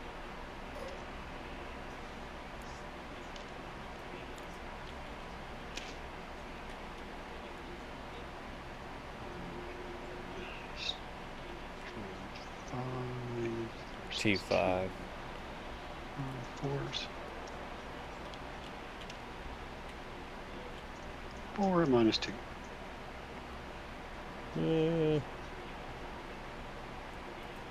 I'll do Gone to Ground on him. Make it a 3-up armor save. You said 4? Yep. Alright, he Damage each. takes 2 damage. And then Purgation into him. Yep.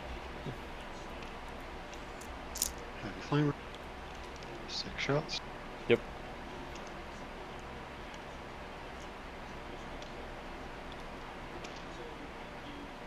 Uh, 5 at -1. So 3-up armor saves. 2 more damage. Okay. And do your big gun Burner damage. for 10. -2.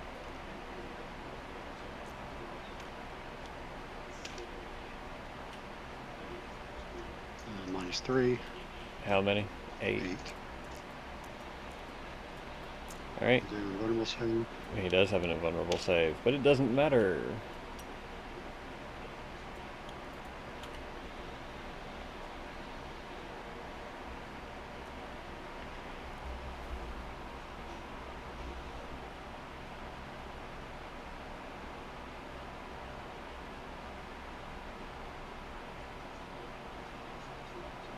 Okay.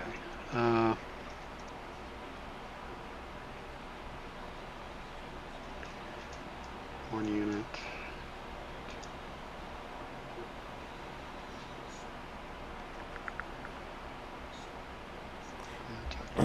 I could put all of my units into strat reserves and there would be nothing on the field. I was trying to make sure the game will still continue like that, right? Yeah. As far as I know, Okay, because I can come Yeah, in on the end of my movement phase. right, because it's and you only need 3 in the back, right? Yeah. Okay.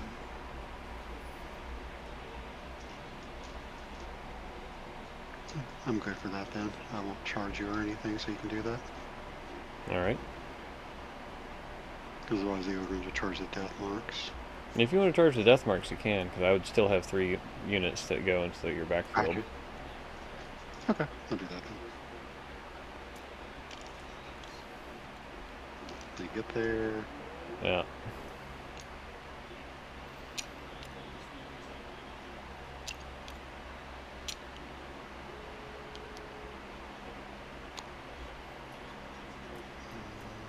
Attacks each. Yep. 5 of them, 20 attacks.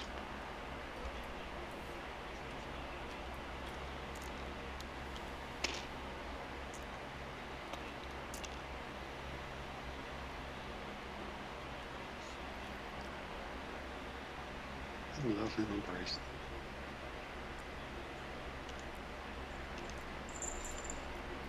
Alright, and then this is on priest.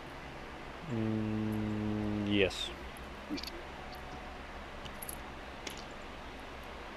It is 8 at -1. Alright. 4 up armor saves. That's the unit.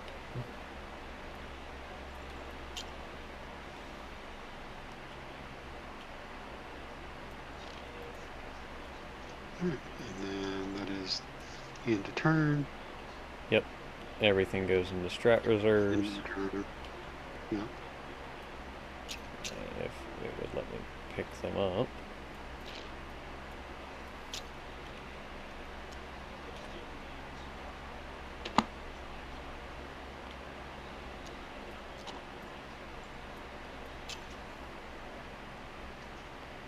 Alright. That would cycle out to turn 4.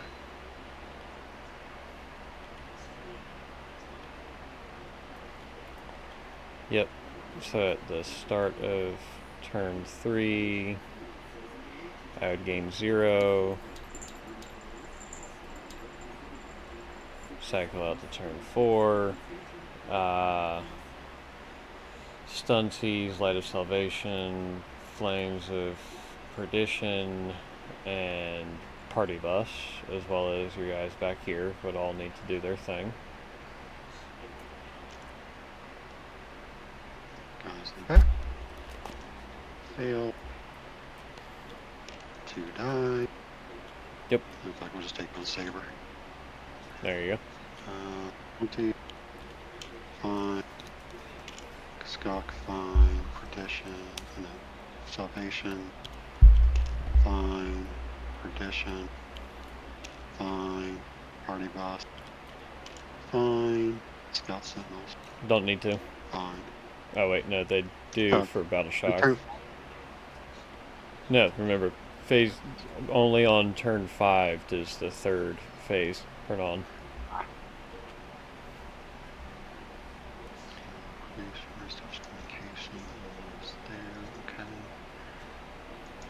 Then as far as movement goes,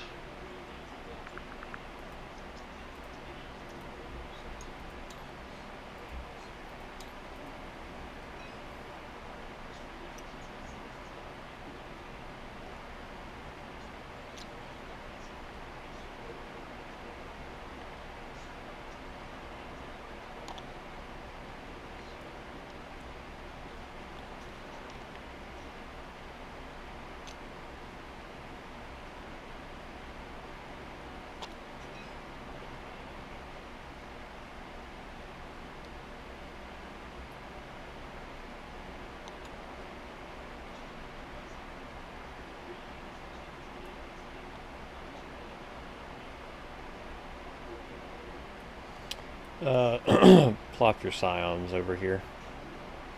Yeah, I was going to. That's just fine.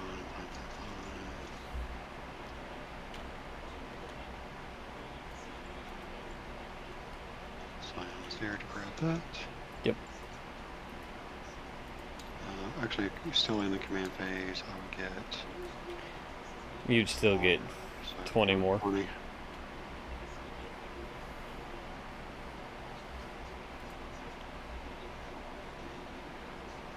Alright, that is into turn 4. Yep.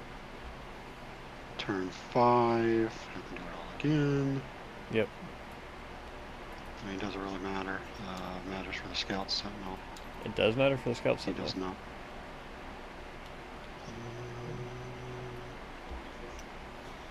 He's dead. Yep. I would gain 5 victory points from that. Yep. Matters for Suck, because he can actually die to this. Yep. He's fine. Everything else doesn't really matter. Okay. And then I would get another 20. Yep. 70. And you pop all your stuff over here. Yep. Do you have enough room? Yes. Hold on. You're good.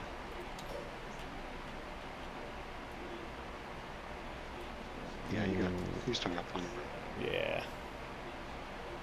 Because I could have easily moved some of these guys over. Yeah. I was saying for a number of this, it's just moving them like that. The only thing that had to move was the Shimmering Haze, which would have just come forward, which would have still been fine either way. Gotcha. So. And then give you that agenda. Yep, which will give me a awakening point in the translocation system. Not 21, just 1. Alright, and that would, let me come down to the actual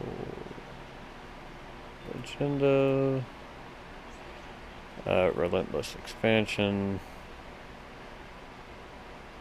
Wholly within 6 inches, I am most definitely.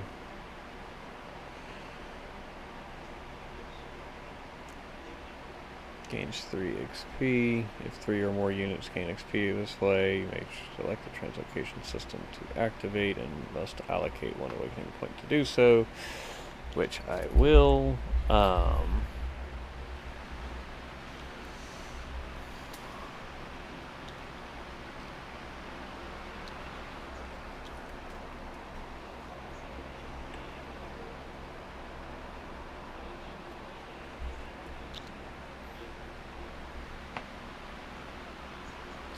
Yeah.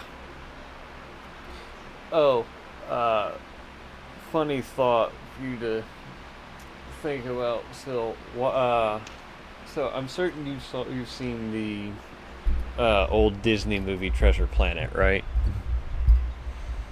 A long time ago. So part of the basis of that movie is that they're going after the pirates' special orb that allows them to basically jump all across the galaxy. It opens a gateway to a planet. And Kyle and I thought, well, why don't the Necrons have something like that? I mean, they do? I mean, they kind of do. Like, lore-wise, they do, because they teleport their stuff from all over back to their tomb worlds. So I think it's like a one direction and it goes back, maybe?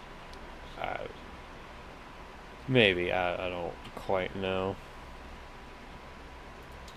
Because remember the lore, this may be old lore too, but like, when Necron, like, quote-unquote dies, he automatically gets teleported back to his tomb world.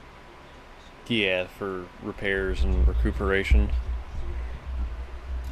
Because I remember reading like where people can't get a hold of Necron bodies because they just disappear. Yeah, I remember that. I mean, it's also like the Necrons and teleporting is weird in general. Like flayed ones. The Necrons could Looks never like I'm just actually. spinning a deep. Oh, Or Arky, rather. Yeah, I failed out of action for the Scout Sentinels. I gotcha. The Overlord just got a fucking Oh, battle wait, it's scar. 61d6. Yeah. Still rolled a 1. 3 ones in a row. Nice. Damn. That's a lot of That's ones. fine. It's my first. It's my first battle scar. It's fine. Meanwhile, I got I'll just 2 spend one already. on it. Yeah, death marks don't matter at the moment. So.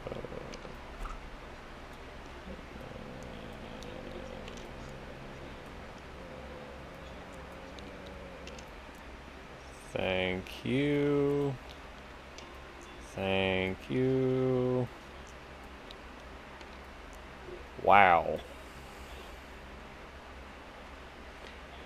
So, the Overlord and the Heavy Steps both gained a battle scar, and then all of the destroyers were like my highest save rolls outside of a singular unit of the Tomb Blades. The Death Marks gained a battle scar, but they're getting deleted after this, anyways. So I gotta go figure out battle scars now. Do you get any special ones? Yes, I do. I do have special battle scars. So the real question I have is when you're gonna bring flayed ones. I don't know. I might get rid of the Praetorians because the Praetorians are not. I'm not getting them into melee enough times to justify 240 points on them alone.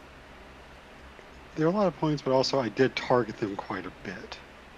You did, but even in the They took first a game, lot of shoot.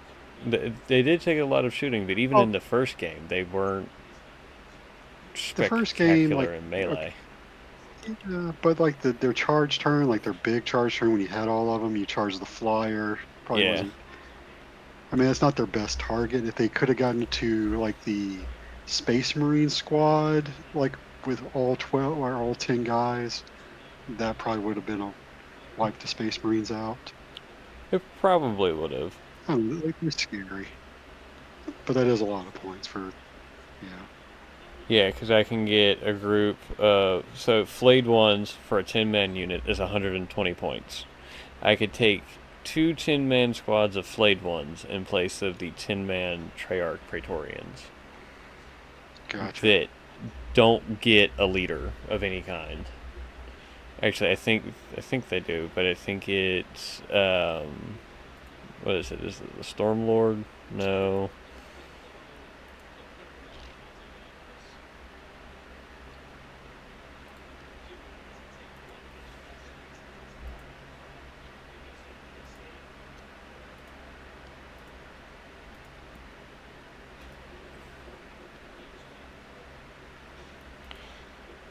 Yeah, so it's that they don't ever get a leader to go with them.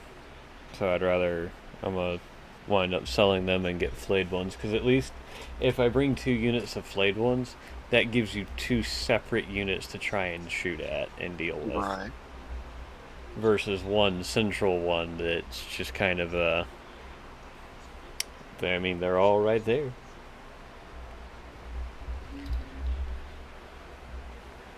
So, but let me sell the death marks. Okay, before I go any further, thank you all for watching. If indeed you still are, I hope you all enjoyed the fight. Look forward to the next one where hopefully I'll be running better detachment and we'll get to have a little bit more of the actual fighting. And hopefully there won't be a giant vehicle that looks at something and just deletes it. Oh, I have nothing to deal with that yet. I mean, you got two things to deal with that. I do, but the big thing that's going to deal with that is the Doomsday Arc. But that is a vehicle. I mean, the floaty guys that do 6 damage each, that's pretty good. They are good, but the okay, hold on. Let's see. Doomsday Arc. Doomsday Cannon, range 72, attacks D6 plus 1, ballistic skill 3, strength 18, AP 4, 4 damage, blast, and heavy. With a 4-up invul save, and overwhelming obliteration in your movement phase. If this model remains stationary until the end of the turn, its Doomsday Cannon has the devastating wounds ability. So and it's T9, so it's still going to be wounded on 2s from you, but it's got 14 wounds, which means that it'll at least tank a shot from you.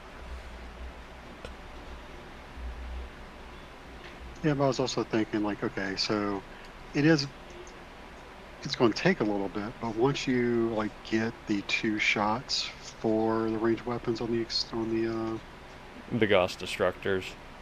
Ghost Destructors, I mean, that's going to be scary as shit too.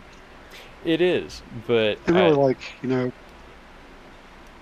my thing is, like, with the Light Salvation, I like it. It's fun. It's a big old tank, and I do enjoy that.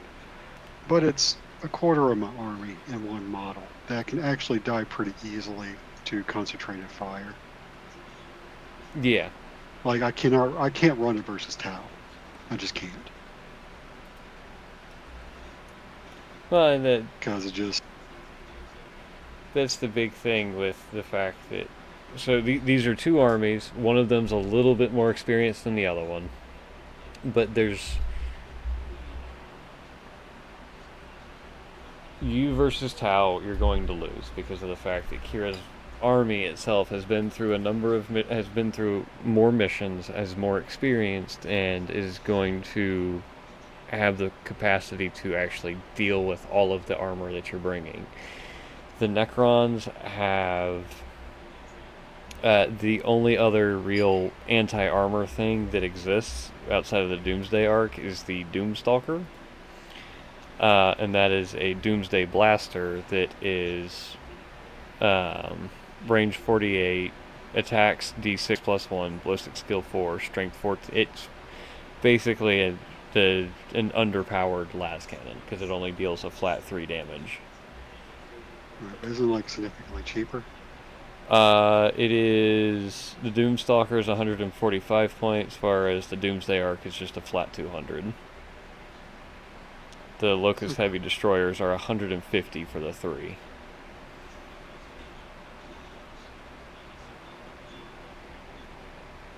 So it's... The only other stuff that I can think of is to start looking at the higher end, more expensive things that exist that I don't particularly want to get into. Just because I don't care to drop 400 points for a Tesseract Vault or 540 for a Seraptech Heavy Construct that I have. Well, I was also looking at, like, the monolith with the death rays is actually very scary. It is. Like, whenever you dropped the monolith last time, and I saw it didn't have the death rays, I was very relieved. Because, like, yeah, they're one shot each, but they have sustained D3 on, like, las cannon type firepower. Yeah.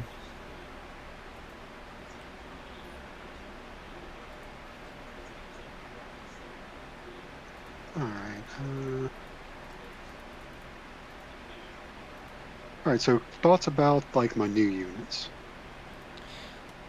Like the Grenaders and, like, the Ogren and stuff. So the Ogrins are very good. They, like I said, especially if you run the Bullygrins, they are exceptionally tanky, and the regular Ogrins aren't much of an exception to that either, especially once you get them tuned up and going.